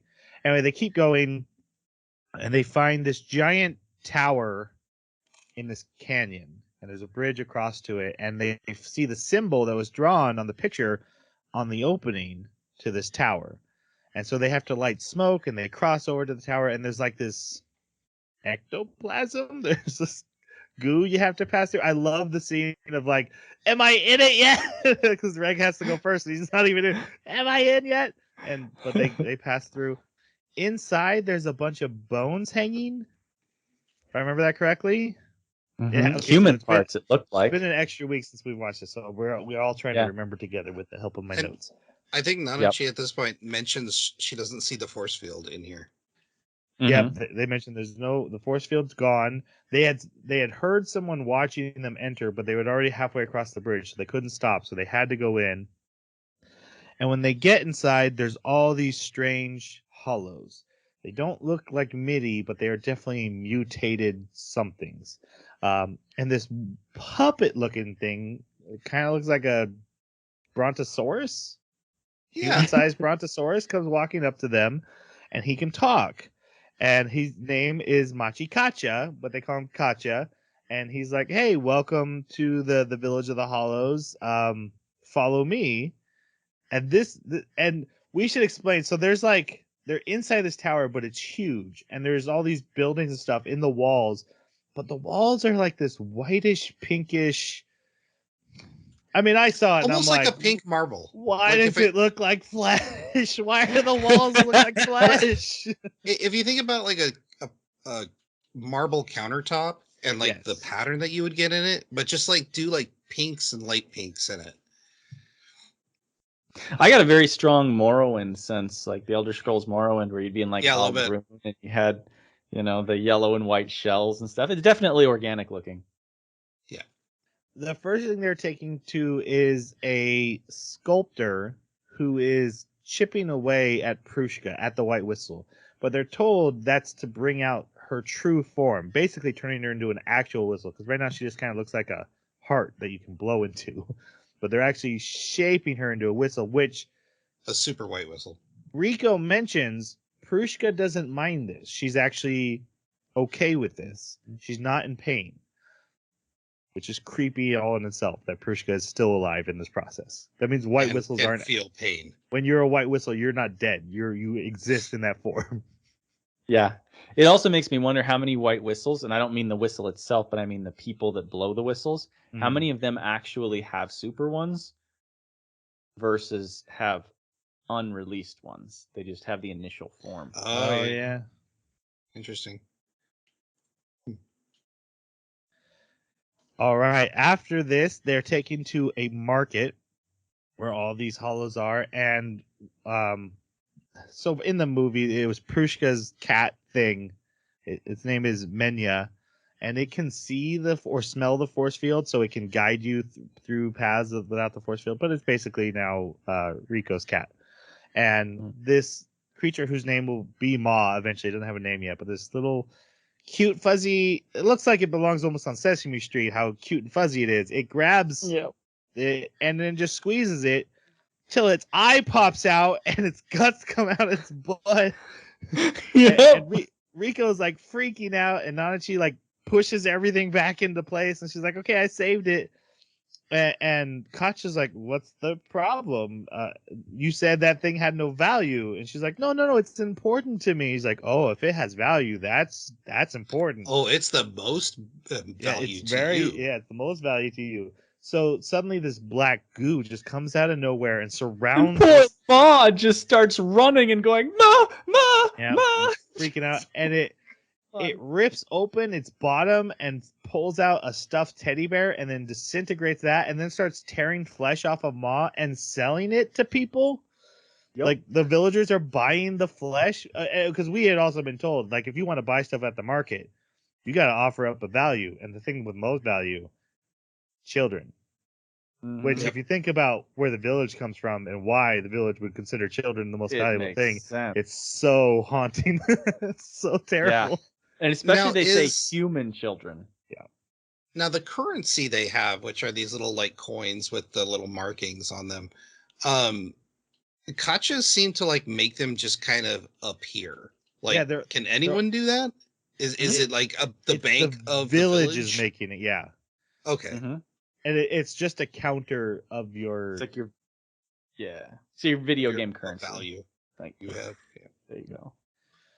Yeah. So and then all this currency appears for her. It is the village paying her the value for what was damaged without recompense. Which again, when we learn about the village and we understand why the village would do this, is terrible. Yes. But conveniently, she has value for the hotel room. Now they get to go to a hotel and get food, which again looks like poop. But she eats there's it, flies and around then it. and then she eats it, and then she gets sick. I love diarrhea. her justification for it, because the other two are like, "You shouldn't eat that. That doesn't look good." She's like, "I'll miss the experience." Here's the experience. And then she sits on this toilet that has tongues that wipe you clean. Yep. All the time. Constantly.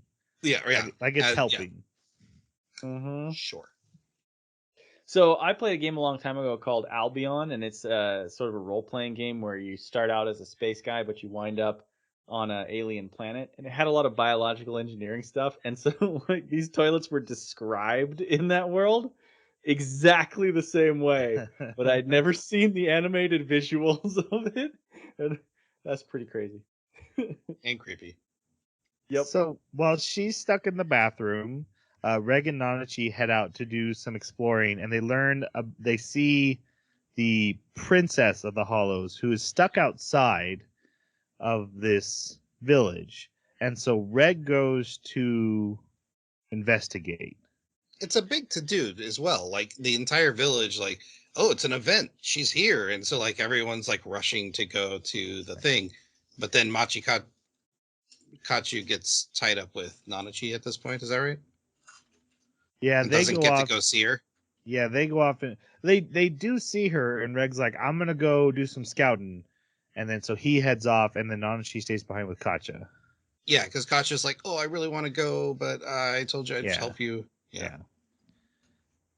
When he gets to her, she attacks him, but apparently she knows him, and she's even like, "Why are you missing an arm?" And she steals him away, and then Literally kidnaps him. kidnaps him. Katja She's is tough. Holy crap, she's tough.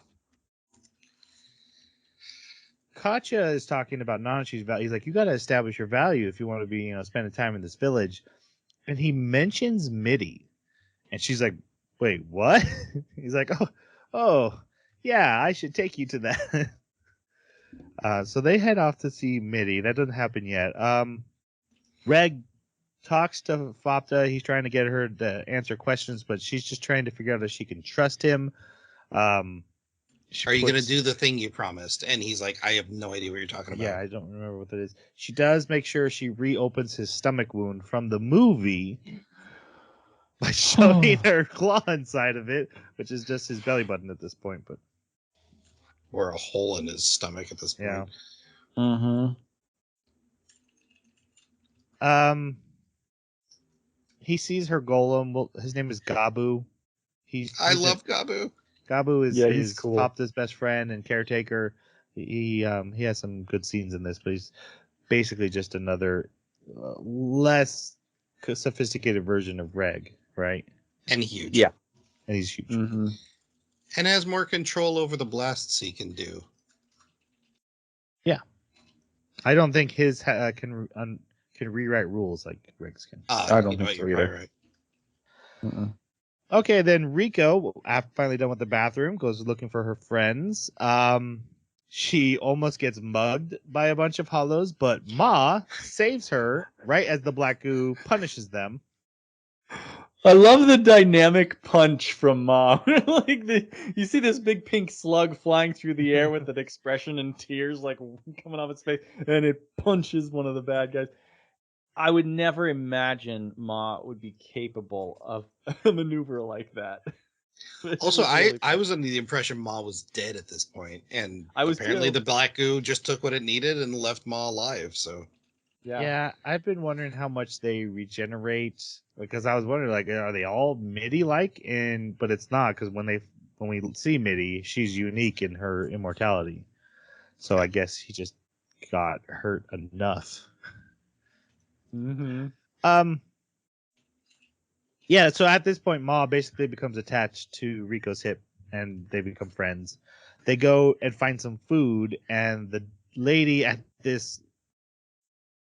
It's so alien and weird. Like, when I say it's a diner, like, it is, but also what they're eating doesn't look like anything you would imagine food would look like. This almost looked like a scene out of Star Wars.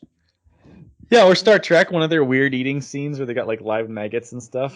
But again, Well, they're not just sitting that, on but, flesh counters too at the same time. Well, we don't know that they're flesh counters at this point. I knew they were flesh counters. The story hadn't told flesh. us yet. But no, it was just like all these different alien-looking people around them, and the alien behind the counter serving this weird ball thing that explodes. Like it felt very alien. I like. You're just in the Mos Eisley Cantina. That's all. Exactly. So yeah, so she eats here. We're gonna get another scene here in a little bit, but then we catch up with Nanachi, who's brought to Beloff. Now we're gonna talk about Beloff when we come to the big flashback, but he was the scarred face boy, and he now is a giant Serpent? Spinal cord dragon. spinal cord dragon. Yeah, I mean, and that's gosh, how did I not get that he's a spine? Like I saw him I and I didn't was get it until you I was like mentioned it. a Pokemon, and then after I'm like, oh, he's a spine. He's literally a spine because she didn't know what organs were, and then she took them Mhm. apart and she learned what organs were, and now she can make them into a spine. Yep. I didn't And catch that.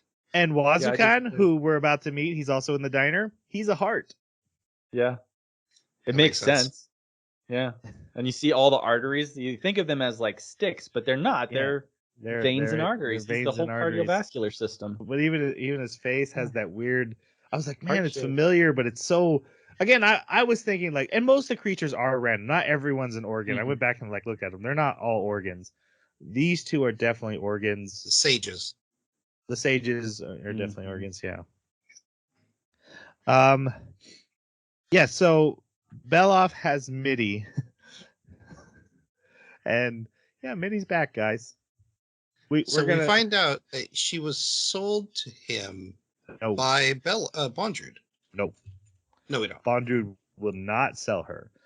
So Beloff made a deal with the village for all of his limbs, because he used to have limbs, and his eyes and most sensory organs that he had in exchange for a Mitty.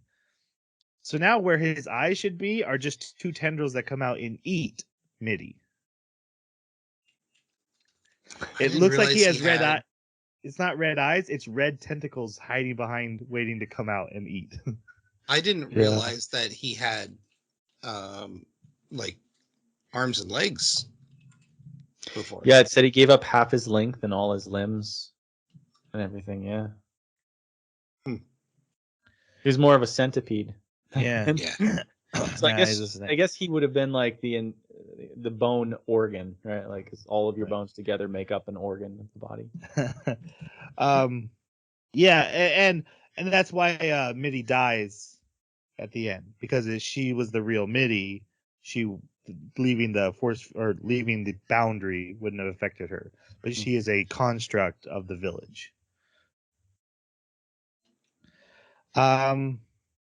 Oh, and then we get a shot of Buko, who we haven't talked about, but we've met. She was the girl with the compass. She's just sitting there naked, surrounded by the black goo that takes the payments, talking to them, and collared, like she's a prisoner. Mm-hmm. Not sure how that works at all. I but was again, under I the trust it. impression that the goo she was around was some lost children, Yes. and the goo that came out of the ground as tendrils to take things, that's not them as well, is it? Oh yeah. Okay, Kinda. so they leave and go, okay, it's Yeah. all just one unit. Okay. Yeah. Mm-hmm. Yeah, it's the children that have died, past and future children. And children that will never be. And so this is the only human that we've run into down here. Yeah, because she didn't come in through the membrane. I don't know how that Wazukan managed to bring her in to this area, which is a very important. We'll call it the brain case. I don't know how he managed to get her into the brain case without bringing her in through the membrane, but somehow he did. Either that, or he brought her in through the membrane, and the entity that owns the brain case simply didn't want to unmake her and remake Yeah, her. well, because it could be she didn't offer herself up. Everyone willingly came in and gave themselves over, That makes sense. whereas she was forced in. Mm-hmm. We come back to Reg. He's lost, and there's these giant. They call them dragons, but they're giraffes. These giant homicidal giraffes who spit acid, but also have like curly. Almost They like almost look butterfly. like seahorses. Yeah, They look butterfly. like seahorses. That's true. Seahorse faces with butterfly noses on giraffe neck and body. Yes. Again, it's hard to describe anything in the series. It is the embodiment of imagination, which makes me kind of sad how dark it is and that I can't recommend it. Because when I say anime in Japan are leading in imagination, this is setting the bar for everyone else. It really is. Excuse me. Yeah, so he's being chased by these dragons. He almost gets knocked off of a cliff, but I already forgot his name. If I don't have it written down, I don't remember that golem's name. Gabu? Gabu. Gabu. Glenn, whatever his name is. Gabu saves them. They talk about the interference units. Again, we kind of mentioned that we now know Reg is an interference unit, but he's like, well, do you know who made us? No, I don't. Do you know where I'm from? No, I've never seen your kind before, so you must be from a different level, but we never leave our levels. That's important, the interference units, which we've never seen one before. And he inferred like there's one on every level, but we've never seen one before, and there's only one level left. So Unless there's more levels. don't say that. Don't do that. It definitely implied that there were more than just the next level. Okay. Guys, well, I am completely satisfied with the story I got. I went into this hoping this was the ending. Really? Yes. I don't want 12 seasons of Made in Abyss. At most, like, give me 4. Give me Full Metal Alchemist, 4 or 5 seasons, a complete story, fleshed out, sure. But I need to know there's an ending. I don't want this spinning wheels and going forever. I don't want 20 more levels. I agree with that. I would say 10 levels would be fair. I could go with 10. How can the curse get much worse? Memory. Thought. Oh, he did have limbs and like different. Oh, okay. There was a lot more. You're still looking that up. It kind of blew my mind. I had to go look. Like, what did he look like before? All right, so after Riko meets Wazukan in the diner, the diner lady offers to teach her their language, so she starts learning their language, and this is again where we learn Riko's real value is she is the smart one, really. She can figure out languages, she can figure out reading and writing, like she can do that kind of stuff that the others can't. Did she offer or did Riko ask her? Riko asked her. I thought Wazukan suggested it. Right, but then Riko asked her to. You're right. So yeah, learns the language. She was hesitant about it. She almost didn't want to. And then she's taken to the eye. Oh my gosh, that's a literal. Yeah. Yep. Yeah. My God. She's taken to the eye to look for her friends because they can't find her friends. Like maybe they're in the eye. None of us go there. We don't like going there. It's painful for us to go there. So she goes, and then Ma goes with her anyway. They descend down, and because again, this is into the brain casing. So, and she finds Vuko. And Vuko's like, yeah, I went in against the village, and so I've been imprisoned here, but will you please free me? And she's like making it sound like, yeah, I kind of deserve what I got, and maybe I'm not a good person.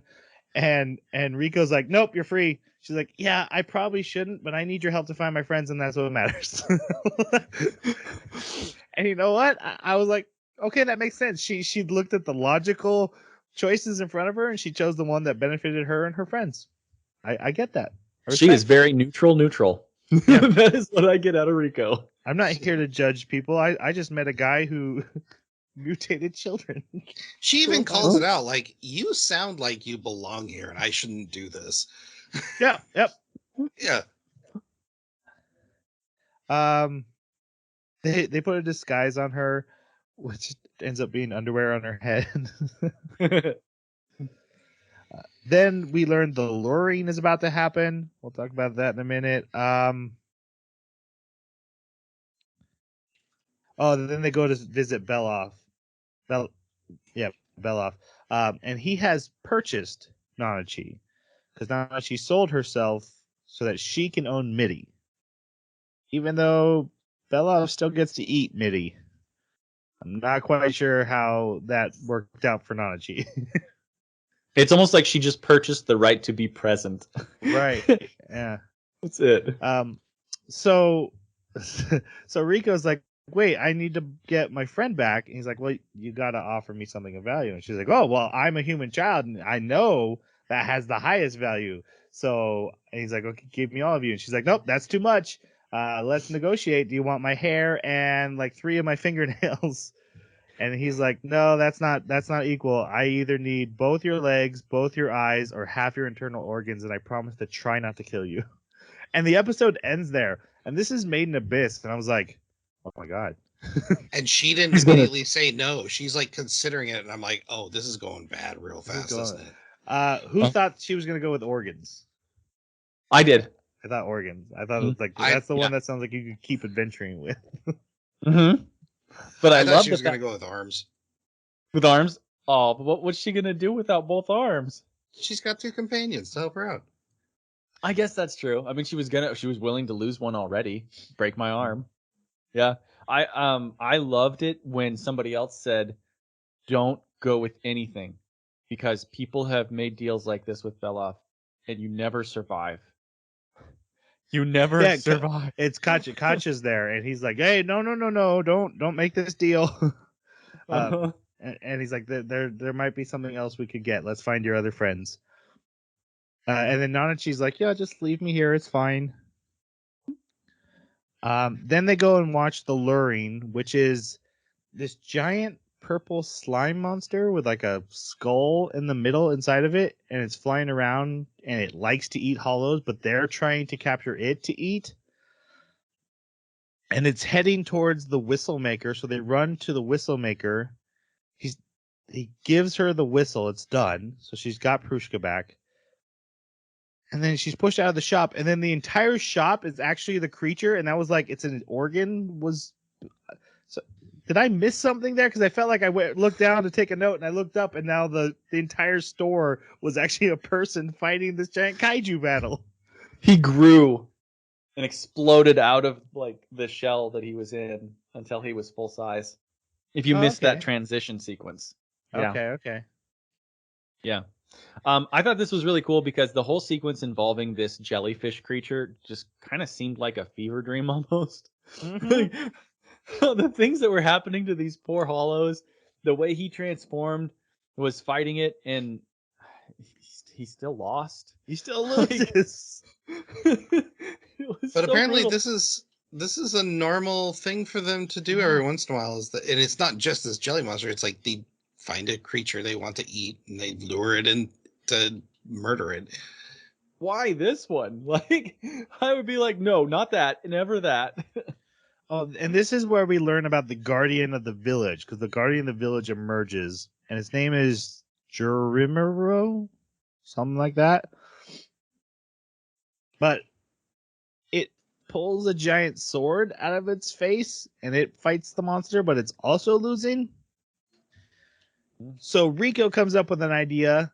Katya gets a new speed body. Riko cuts all her hair to pay for this. Uh-huh. They do the whole like chase me, and they get the monster to chase them. They take him to a mirror in the middle of the village and then set it on fire because Riko figured out it's lighter than air, so fire will incapacitate it, and then we can kill it, and they do. And then we come to find out that it's not one big jelly meat beast. It's many, hive. many small. Yeah, it's like a hive of bees. And it They grabs managed to kill the queen. Now they just got to get all the males. right, but it grabs Ma after they defeat it, and so she blows the whistle, and Reg appears. He returns and he's like, I'm ready to fight it, and he has a new form. His helmet's now all white, his skin is darker, and he's more powerful from the whistle. And so this is the first time we see this new form and this new ability. He doesn't end up having to fight it because, like I said, the villagers dead. got it. Yeah, the villagers got it. And Ma's okay. And then Wazukan's like, is the one who tells him about everything. And then he's like, hey, if you wanted to buy your friend back, you just need a piece of Fopta. You need to get Fopta would be a good trade-in to Beloff. And so Reg's like, okay, well, I know where she is. I'll go do it. And he leaves again. So is this a trap? It is part. Okay, so we're going to talk about Wazuka. We're going to go into the flashback. After the flashback, when we actually talk about the character, we need to talk about his intentions because I do feel that's the most cloudy thing in this entire anime. Mm-hmm. Yeah. All right, so let's do the flashback because that's where we are. Is Buko's like, I'll tell you what happened. Now I'm gonna tell you what happened, and it's horrible. So they're in this lair. They meet a couple of these golem robots, and they're like, "We need water," and they're led to water. Great, we found a cave of water, and they boil it and they drink it, and everything's going great. And then people start to get sick.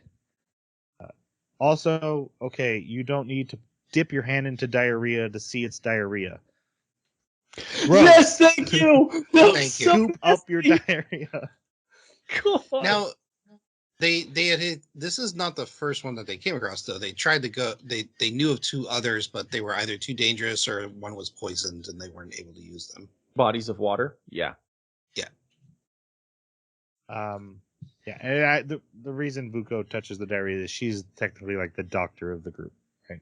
She's I the thought one she was to- gonna taste it. She like brings God, it right it up was to her so- face. so much. Anyway, But she did identify that there were some kind of eggs in it. yeah, So some kind of caterpillar creature was. they've been infected and they parasite. figured out it's from the water. However, it's their only source of water. And again, like we mentioned with the eggs, these creatures, because of the magma fire, become very heat resistant. That's why these creatures don't die when you boil them. So purifying the water does nothing. But they need water to survive, so they have to keep drinking the water and they keep getting sick. Also, it mutates you a little bit. You start like devolving. Your feet and legs start going away. And the little girl, Inumi, Hirayumi? Iriyumi, thank you. Mhm. She's the first one sick, and then the rest of the villagers start getting sick. Meanwhile, these scouts come back, and they're transformed in like weird wooden features. And they find out it's because they have this egg, and the robots are like, "Oh, that's a wish egg." It has a different name, but Desire. yeah, eggs of desire. Whatever. They're wish eggs. And they're like, yeah, but adults shouldn't touch them because adults have such complicated emotions and thoughts that their wishes are always getting bungled up. But a young child should be able to use it because their thoughts and intents are simple and clear. Well, while little Iriyumi is very sick, she was It's Irumui, apparently. Irumui. She had told she considers Vuko like her mother now, and she's like, man, I just wish I could have children. That's what she said before she got sick. Well, they decided to give her the wish egg in hopes that it'll come up with a way to cure everybody. So they give her the egg, and Because I think she's sick, she's obviously going to wish to get better. She's the youngest. She's the little child. It fuses into her chest, and she keeps mutating, but it doesn't hurt anymore. She's not devolving. She's just changing. She's like playing with her melted fingers. She's like, Yeah. huh, weird, huh? Weird. And then a cavity opens up in her body, and a little creature comes out. And in her chest or stomach region. Yeah. Yeah. Like she's just got It's a really a big new belly cavity. button. Yeah. And because she doesn't understand how these things work, she's a little Right. child, and a little baby creature comes out, and then it dies the very next day Because it has no mouth. No, No anus, no organs. it has no organs. It had a mouth, I thought, because I No, thought it it could didn't cry. have a way to take food in, didn't have a way to put Oh, it out, didn't have a way to process it. So yeah, this little creature comes out, dies the next day, no organs. Next day, it happens again and again and again and again. And it's also this cycle of emotion. She is ecstatic that she's having this creature come out of her, but then she cries over it every time it dies. So much. All right. Eventually, they keep getting sicker, and Vuko finally gets sick, and then she awakens one day to being fed food because they're also starving because they can't drink, they can't eat, they can't do anything. Well, they don't Suddenly have hunting parties because everyone's sick. She's eventually being fed of soup, and it's delicious, and she gains her strength, and she wakes back up, and she's also not sick anymore, And she goes to Wazukan, and he's like, yeah, I figured it out. I got the solution. The little girl saved us. And Beloff is like, oh my god, what have I done? He's going insane because Wazukan is feeding the babies to the villagers. And not just after they die. He finds if he kills them before they die, it actually provides a cure for the disease. Works better. Works better. Mm-hmm. Yeah, because he was waiting for it to die, and then It just wasn't as potent. So now he has to take it out of her, screaming hands. Oh Well, no, we she's get a ecstatic. whole scene of him going to the butcher block. Like it's Yeah. it's and intense. by this point, she's also mutated even more. Yeah, she's like a big hump that's just kind of got a face and arms on it, and it's all nasty meat. Think Akira before he took baby shape. Yes. Or a Chansey, but like the face is on the bottom. Yeah. Vuko goes to Chansey's Vuko- different for me now. Vuko's like, okay, I'm gonna end it. She takes a knife. She's gonna end Iriyumi. She's gonna end herself. Just end it. But Iriyumi is happy to see her, so she doesn't, and they just keep going on with this. And then eventually, she tells Irumui that she's sorry, and Irumui says, "It's okay, it's okay." yeah, she sees her like in a flashback because Irumui can't talk at this point. She's just right. Like her tendrils can kind of hug you, and Yeah. what's left of her face can smile a little bit.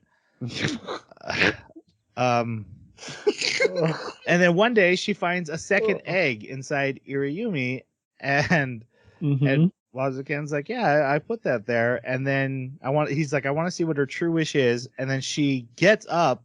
She's like a giant tree now, and she just starts tentacling around, and the entire village all these settlers follow her, except they had to carry Bell off because he's insane now. Kept clawing at his eyes, which is weird that his eyes are actually gone now. I kept waiting for him to rip them out, and he didn't. He's so distraught because he knows that he's eating her babies, but they're so delicious, and it's just tearing him apart.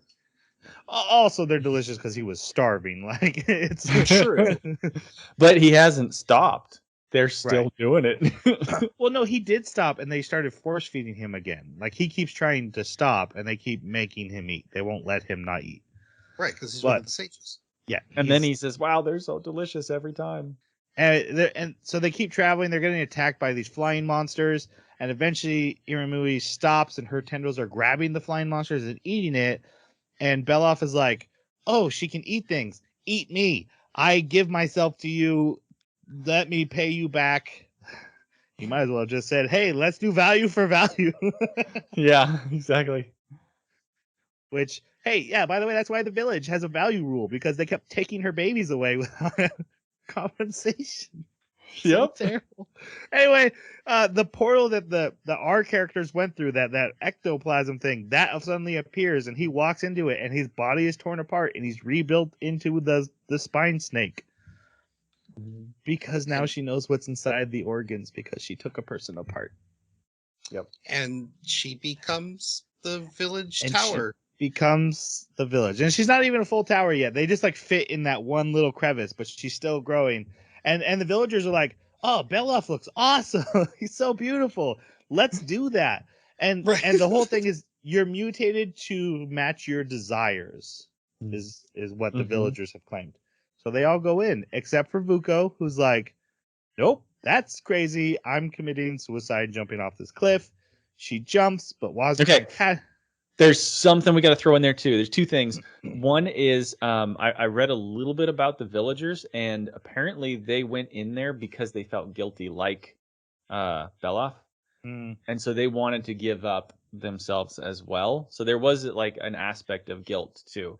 And then the other thing was Wazukan saved Vuko because he saw the egg in her hand. She had taken the egg out that she saw. The second egg? That was the second egg. She'd taken it out, and then she was going to jump without letting that egg be inside of Irumui. And so he saw that, and he's like, "Oh no, we're not letting that go. We need that still." And that's why he saved her, took the egg back, put it back into Irumui, And his own egg. When he saves her, though, she sees that his arm is got bark on it, and she's like, "You have a third egg?" He's like, "Yep, I did." Yep. And then he locks her away inside Irimui, and has been there with the black slimes ever since. Yep. And She then just he sings to them. and named all the babies, because they're all, again, like, they're all the babies that were lost and never were going to be born.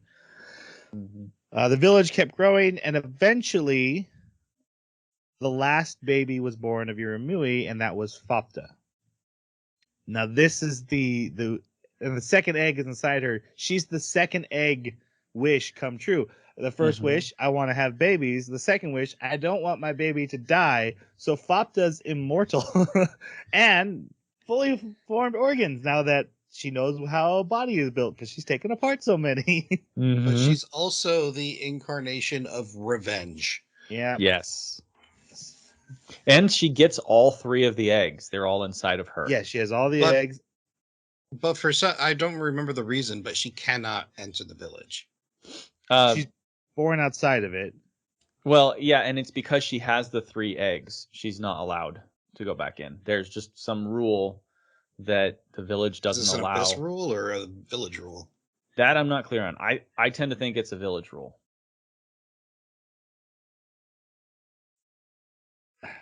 The way Luko was phrasing it in the retelling of the story is that Imui feels both that she wants to take care of the village and she's mad at them for what they've done. Fopta is the one half of that, of the vengeance.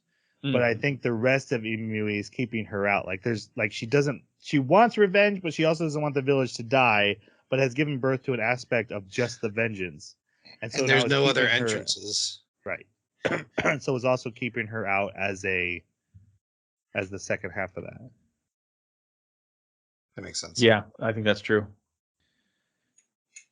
Yeah, so that's why Fopta exists. What's interesting is that makes Fopta part person and part relic, because at one point her eyes light up like Reg's helmet do, and that's because the eggs are inside of her, and she is technically also technology of the abyss. Okay, so that was the horrible backstory. Let's talk about our 3 characters. Let's just do all of them at once. So we have Vuko, Belov, and Wazukan, our 3 sages. Thoughts on these background characters? Wazukan is a great villain, and I hate him. And I love to hate him. He's one of those villains that has charm and charisma up the wazoo, and just seems like that, down to earth dude you want to go have a beer with, except in the background he's plotting your demise, and not for any nefarious reasons either. It's to accomplish a different goal, and he's one of these characters that will do anything to accomplish the goal, no matter, like, there's no moral lines. And so he's not actively evil, he's more of a benevolently evil. Right. Yeah. It's not even specifically for the greater good, but it's close to that, right? It's his goals. It's for the good of the village, like, so that Good they of as his a group goals. can survive. He's always mentioned it's his goals that he wants to accomplish. What are his goals? Well, the village is part of it, right? The survival, but also it was for exploration, and he always talked about being touched by God or blessed by God. So okay, yeah, it's time to get into his goals. At the end, he mentions, "I just wanted us to evolve to be able to survive," and I think he means going. to keep going. Because he doesn't think they've found the Golden City yet. Right. But But I don't But think Irimui trapped them all there. Like, What I they think is- literally can't go outside. What I think is interesting, though, is when he's lost, he's not upset about it at all. He's just like, well, that's just the way that it's like. I'm putting in my bet and trying to push things this way, but where things happen, right? Yep. Like you said, there's not a nefarious to it. He's happy that Riko is going to go on and continue on. She's proving him wrong, and he's like, "Good for you, great job." But if I had been right, good for me. If I had turned you into the second village, cool. Right. The one that remakes us in such a manner that we can keep adventuring. Right. Yeah. Yeah. Weko I really liked.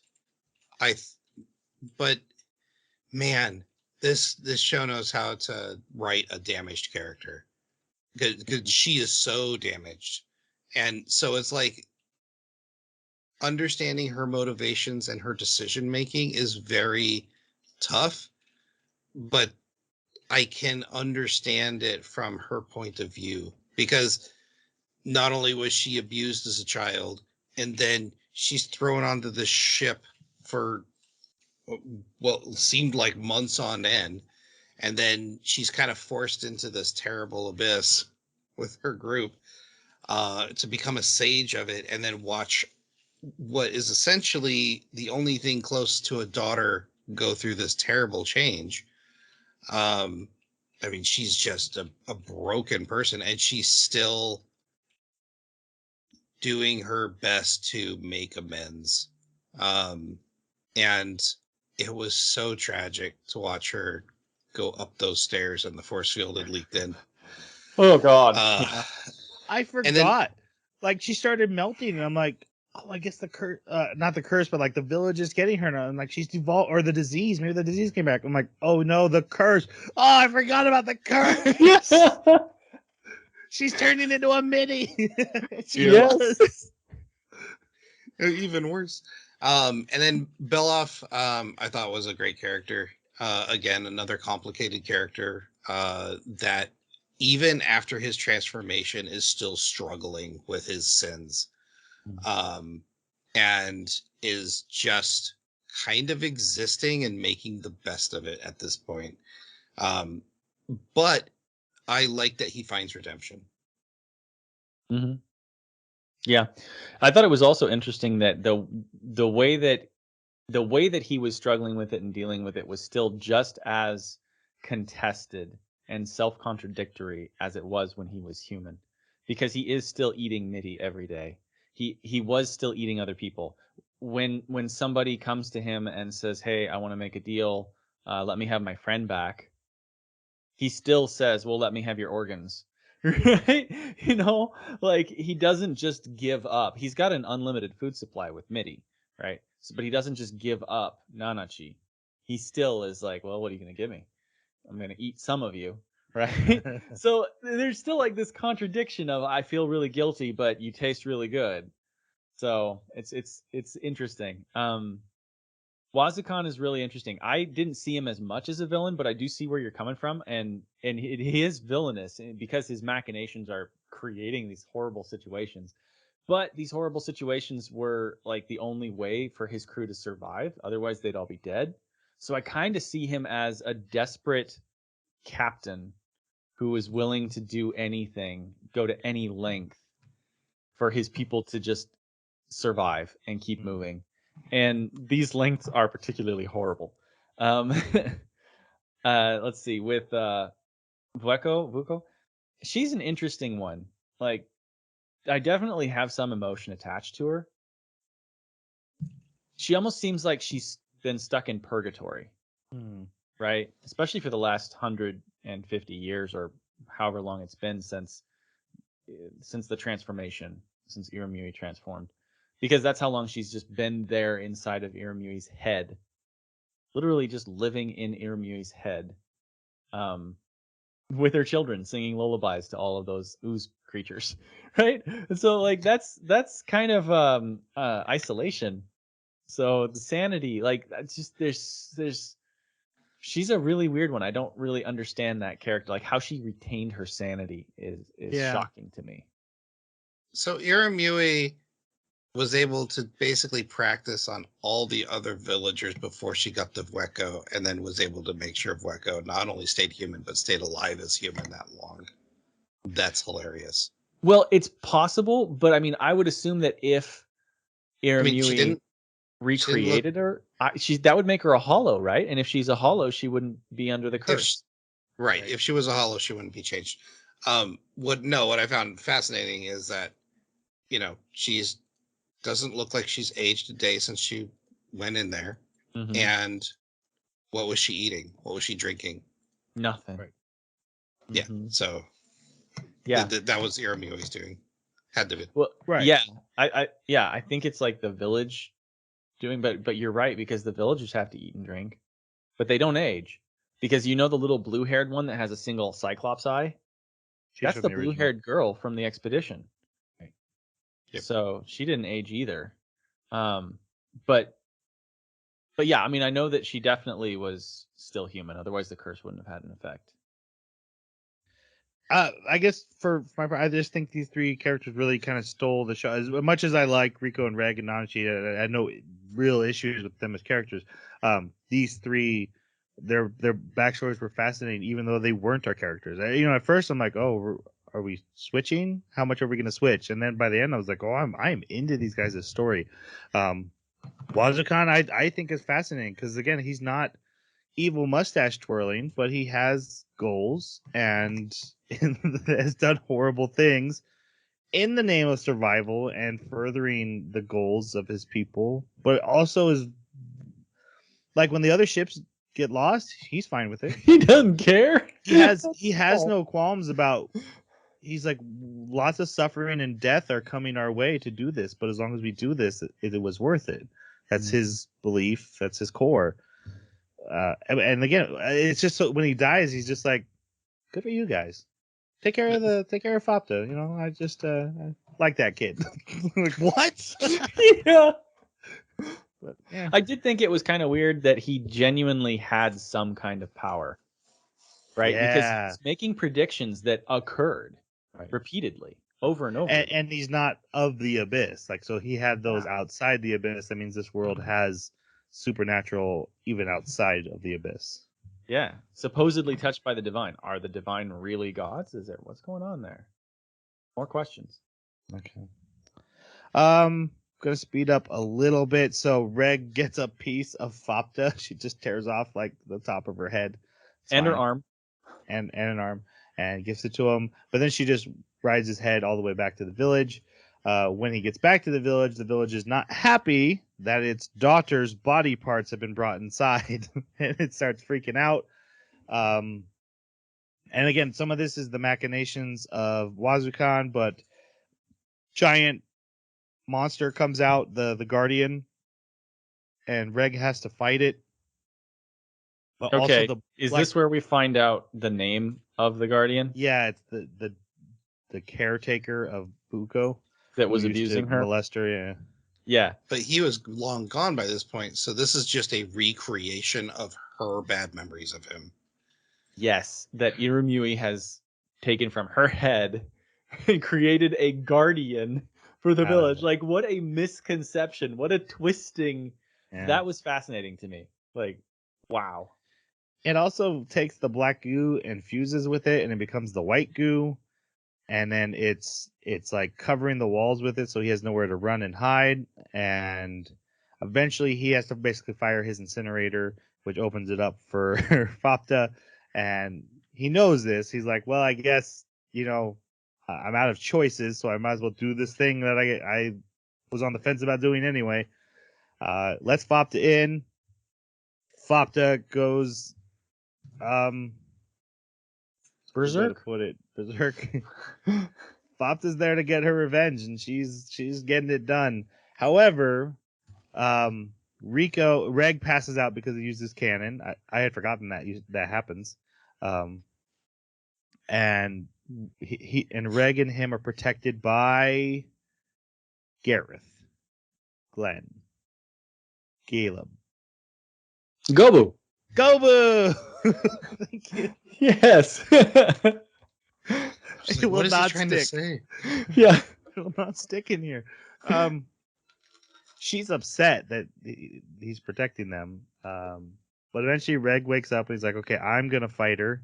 And we start getting flashbacks of their past together of when he was going up. And he was like, yeah, I promised someone I cared about that I would go on this mission, but I'll come back and I'll help you. And then we can start having adventures together. And basically had kind of have a little bit of a love story going on, especially from her point of view.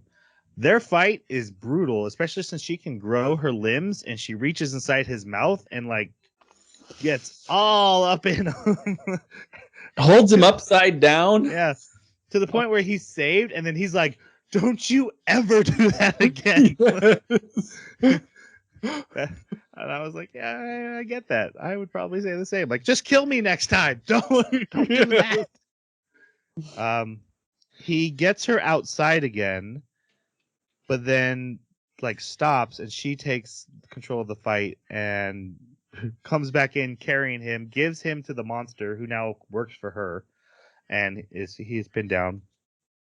She's again starts massacring, but oh wait, I skipped over this. Nanachi and Beloff show up because Beloff, realizing it was time for him to be done, gave his memories and value to Nanachi, but then also told Nanachi that, hey, when you take anything past the border, it'll die, and you need to take Mitty out of here. So we get the scene of Nanachi doing what she could never do for the real Mitty, and giving Mitty a goodbye, taking her past the border, and ending her suffering, and saying goodbye one final time, hopefully. Nah, she'll be back in season 3. Jason, Yeah, thanks, Bondrew. your favorite scene, right? Yeah, this was just kind of a really great, like, completion of a circle kind of moment where we find out the terrible tragedy that it was her trying to end Mitty's suffering in the first season, and how many years that took to just constantly trying to end her, and it can't. And here, not only does she get to reconnect with Mitty before all of that attempted murder, but then gets to do it in what seemingly, from the others that this ends up happening to, a painless process of disappearing. And this is great closure for Nanachi. All right, so back to the fight. Also, this is a very hype moment. Like, oh, all is lost, but there's Nanachi and this giant. She's got a new helmet. Yeah, she got a new helmet from the little people. Well, I don't know what those people were. I don't even remember where they came from. They were just like, "We love you. Here's a helmet. We're dying." I think they were the people Beloff would have eaten if he didn't have Mitty. His other possessions, Maybe, perhaps. yeah. Now, you said this when we got to this part, we'd know Machikachu seems to be a bit like he knew this was going to happen if they brought Fopta's parts in. You mean Wazukan? No, Machikachu said, "Oh, go get this value for Nanachi." No, that was And just then- a trade with Beloff, because that'd be something he'd really want. And that's why I asked, is this a trap? Did Machikachu know this was going to happen? I think Machikachu And why would he is a good person. Why would he suggest go get a piece of Fopta to do the trade? It wasn't. Because- It was Wazukan who suggested it. Kasha said, "Don't okay. do the trade. We can come up with another idea." But it was Wazukan who It was like, "Hey, was I Wazukan. know what will work. Why don't Yeah. you go get some of Fopta?" So But- so why would this seems like this would end the village? Like, why would Wazukan He want wants this? the village to end. But he wants it to be replaced. He wants it. Yeah, he wants. Oh, He's That's met why- Riko, and Riko's an adventurer whose wish is to keep going. And that might be a better village than this village. And there ain't nothing that's going to stop her from wanting to keep going. And we only get like the indications that this is probably what he wants based on Right. Nanachi's interpretation.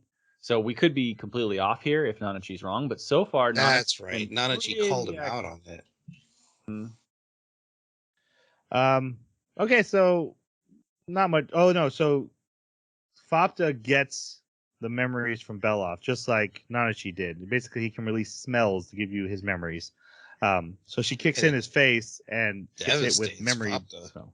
Yeah, but she gets to see her mother in a different light and see what she did mean to the Wacko. village and kind of how things turned out the way they did. Get some context as well to the massacre she's doing. But then a bunch of beasts come in, including the giant giraffe dragons. 2 of them. Because all the blood that she's been spilling is Yeah. a dinner bell for all the Yum. animals around. Yeah, hollows are Yep. delicious to the beast, right? Yeah. You learn that. So she starts battling them. Gabu tries to help, and he gets destroyed, crushed by one of the giraffes. The giraffes seem to really enjoy stepping on things slowly and like, Over and over. yeah, really hammering it in that they kill things. Fopta's fighting, but she's getting torn apart, and they're trying to eat her. And she eventually gets like thrown aside, and these villagers come and start feeding themselves to her, and that helps her regenerate and kick in her immortality, and she becomes super Fopta. And instead of the black goo fixing her, it's this white goo that comes out of her. Yeah. She said that her brothers and sisters were like helping her and healing her and combining with her, but now she's healing from eating the villagers. Yeah. So in a way, she's kind of eating her siblings too. Yeah. It's a circle. It's a cannibalism circle, guys. Yeah. And she, at Circle the of end, cannibalism. technically consumes her mother, right? She like Yeah. shoots out tendrils and absorbs all the village. Mhm. So yeah, that happens. Maybe that's part of why she looks so much like Irmui. Like she genuinely does. When I was seeing this character, I thought, is this the reincarnation of Irmui? I thought it was gonna be her hollow form. Yeah, exactly. So it would make sense that she consumes her. She does let Katja and Ma go. She does not eat them. She eats everyone else. In fact, later, so they all run down. Wazukan is dropped to the lower levels, and they all go down and see him. And then all these hollows are like, "We're being called back. We have to go back to Fopta," and they do, and to let her eat them to finish the process and end this whole thing. It's basically like, we have to complete the circle, and they willingly give themselves up. And she's not eating them out of anger now. It's just the job has to be done, and these beasts have to be finished.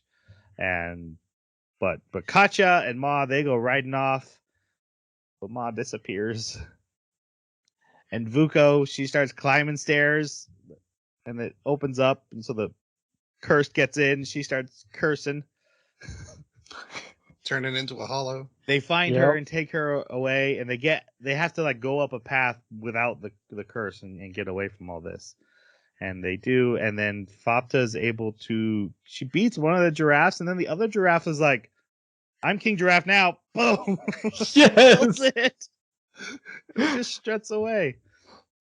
But yeah, she wins, and then all this stuff is falling on them, and she comes back, but she passes out. So Katja puts himself inside her body, leaves his puppet body. He's now in a giant transport one, and goes into Fopta and like protects them all, and then is like, "Bye-bye, I'm dead now because I probably getting eaten by her." And then the ending is Fopta talking with Vuko, and Vuko's just like, "Rah, rah, rah," because she's MIDI-ized. But Fopta can understand her, and she tells her about her mom, and then Vuko dies, and Fopta cries. She's like, "I didn't even know this person, yet she obviously means so much to me." And then they're like, "Hey, you want to come on our fun adventure?" And Fopta's like, "I'll think about it." And that's the end. Yep. So you're saying there's a chance. Which I'm pretty sure she does. I'm pretty sure she's now part of the team. Maybe. She seems so powerful that I kind of don't want her to be part of the team. She just seems like such a... But context here, with new power level comes new terribleness, in my opinion. That's very possible. They got to up the ante. Nope. Oh, yeah. Any other thoughts on this ending?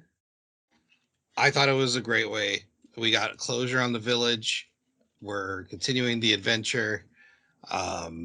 We got a ton of questions answered, and there's a ton more that need to be there. Well, I want to have answered. We have two really great story arcs with Nanachi and Fopta, and Reg. And yeah, what great characters, what great storyline. Really enjoyed myself. Yeah. This village has been standing for 150 years, and Rika, Reg, and Nanachi show up and destroy it in a week or less. Amazing. Wow. No, I don't know. I like the ending. I love the way that it wrapped everything up, and you know, let Iramui have her story be finished with Fapta that way. How Fapta had to essentially consider everything in new light. Think about whether she had the whole story or not. Like you were saying before, she only has like half of the story. She's only been given the revenge desire. It's making her wonder what else is there that I wasn't shown. And she's extremely intelligent. We saw in the flashback how quickly that she picked up languages.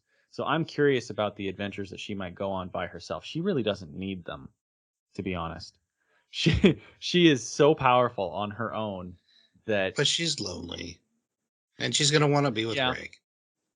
Yeah, it's true. But I wouldn't be surprised if she stays on her own for a while and then just kind of cameos, like the Black Ranger, you know? I was gonna say Tuxedo Mask. She's gonna Yeah. Tuxedo Mask the adventure.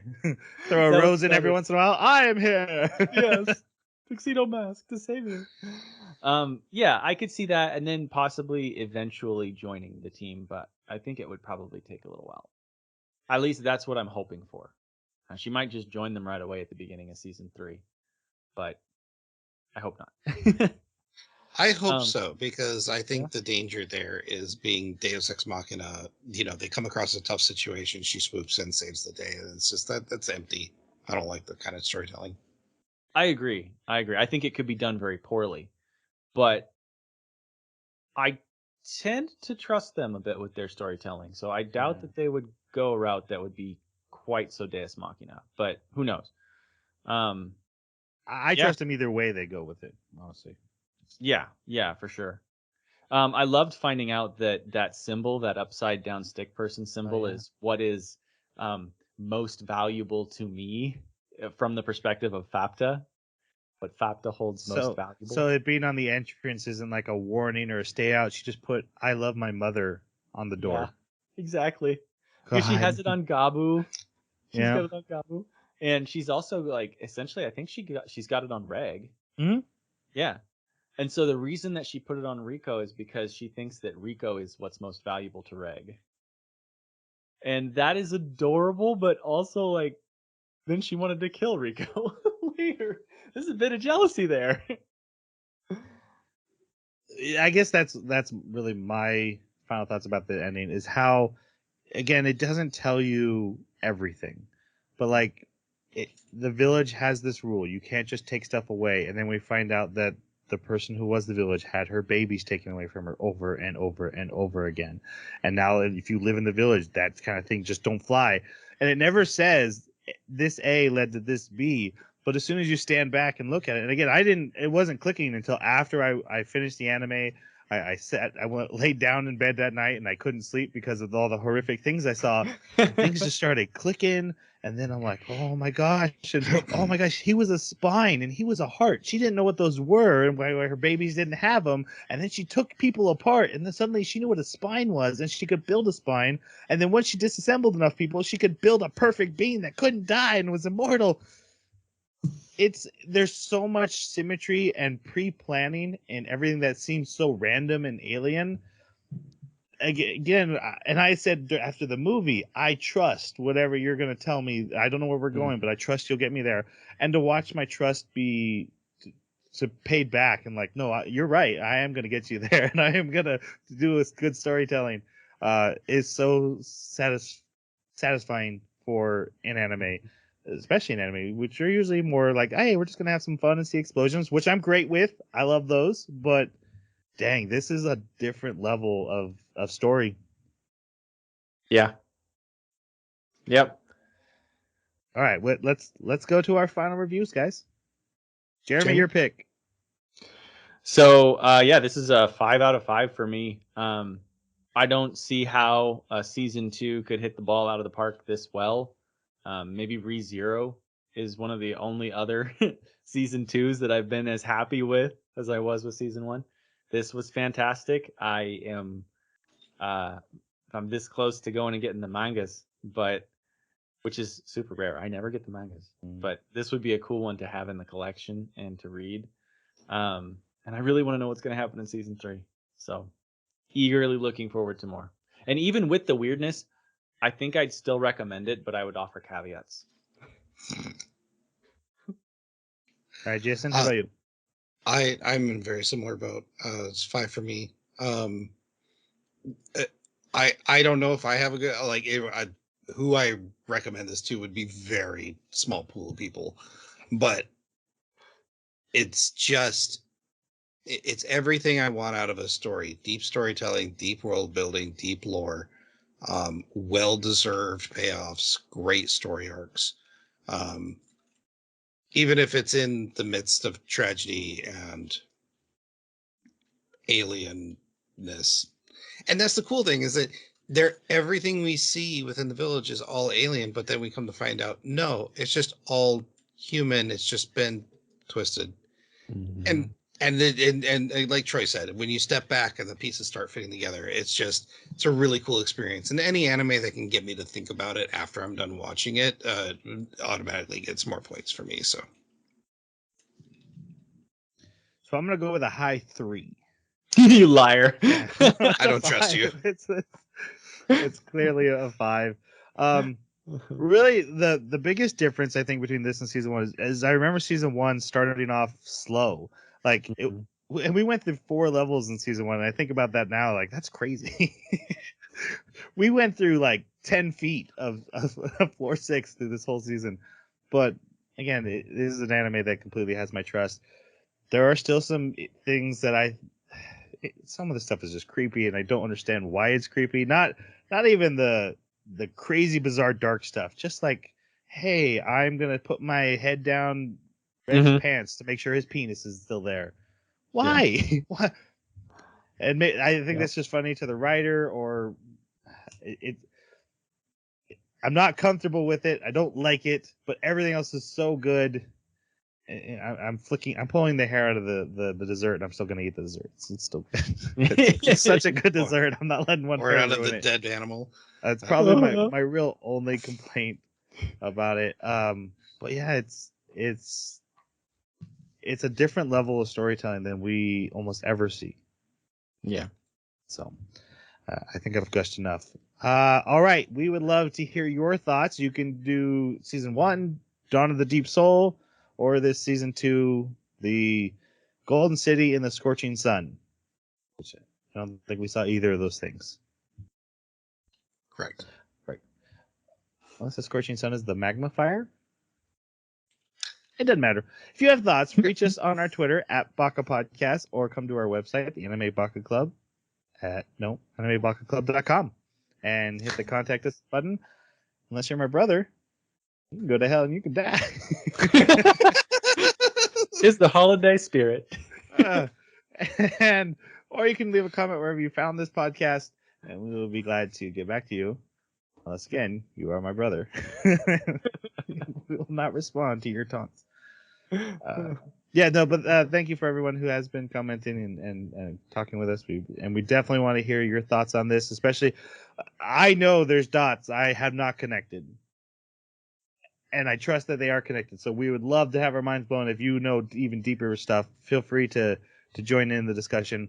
Again, next we are watching Licorice Recoil, Lycoris Recoil, Lycoris? Lycoris. Lycoris, I like that one. Lycoris Recoil.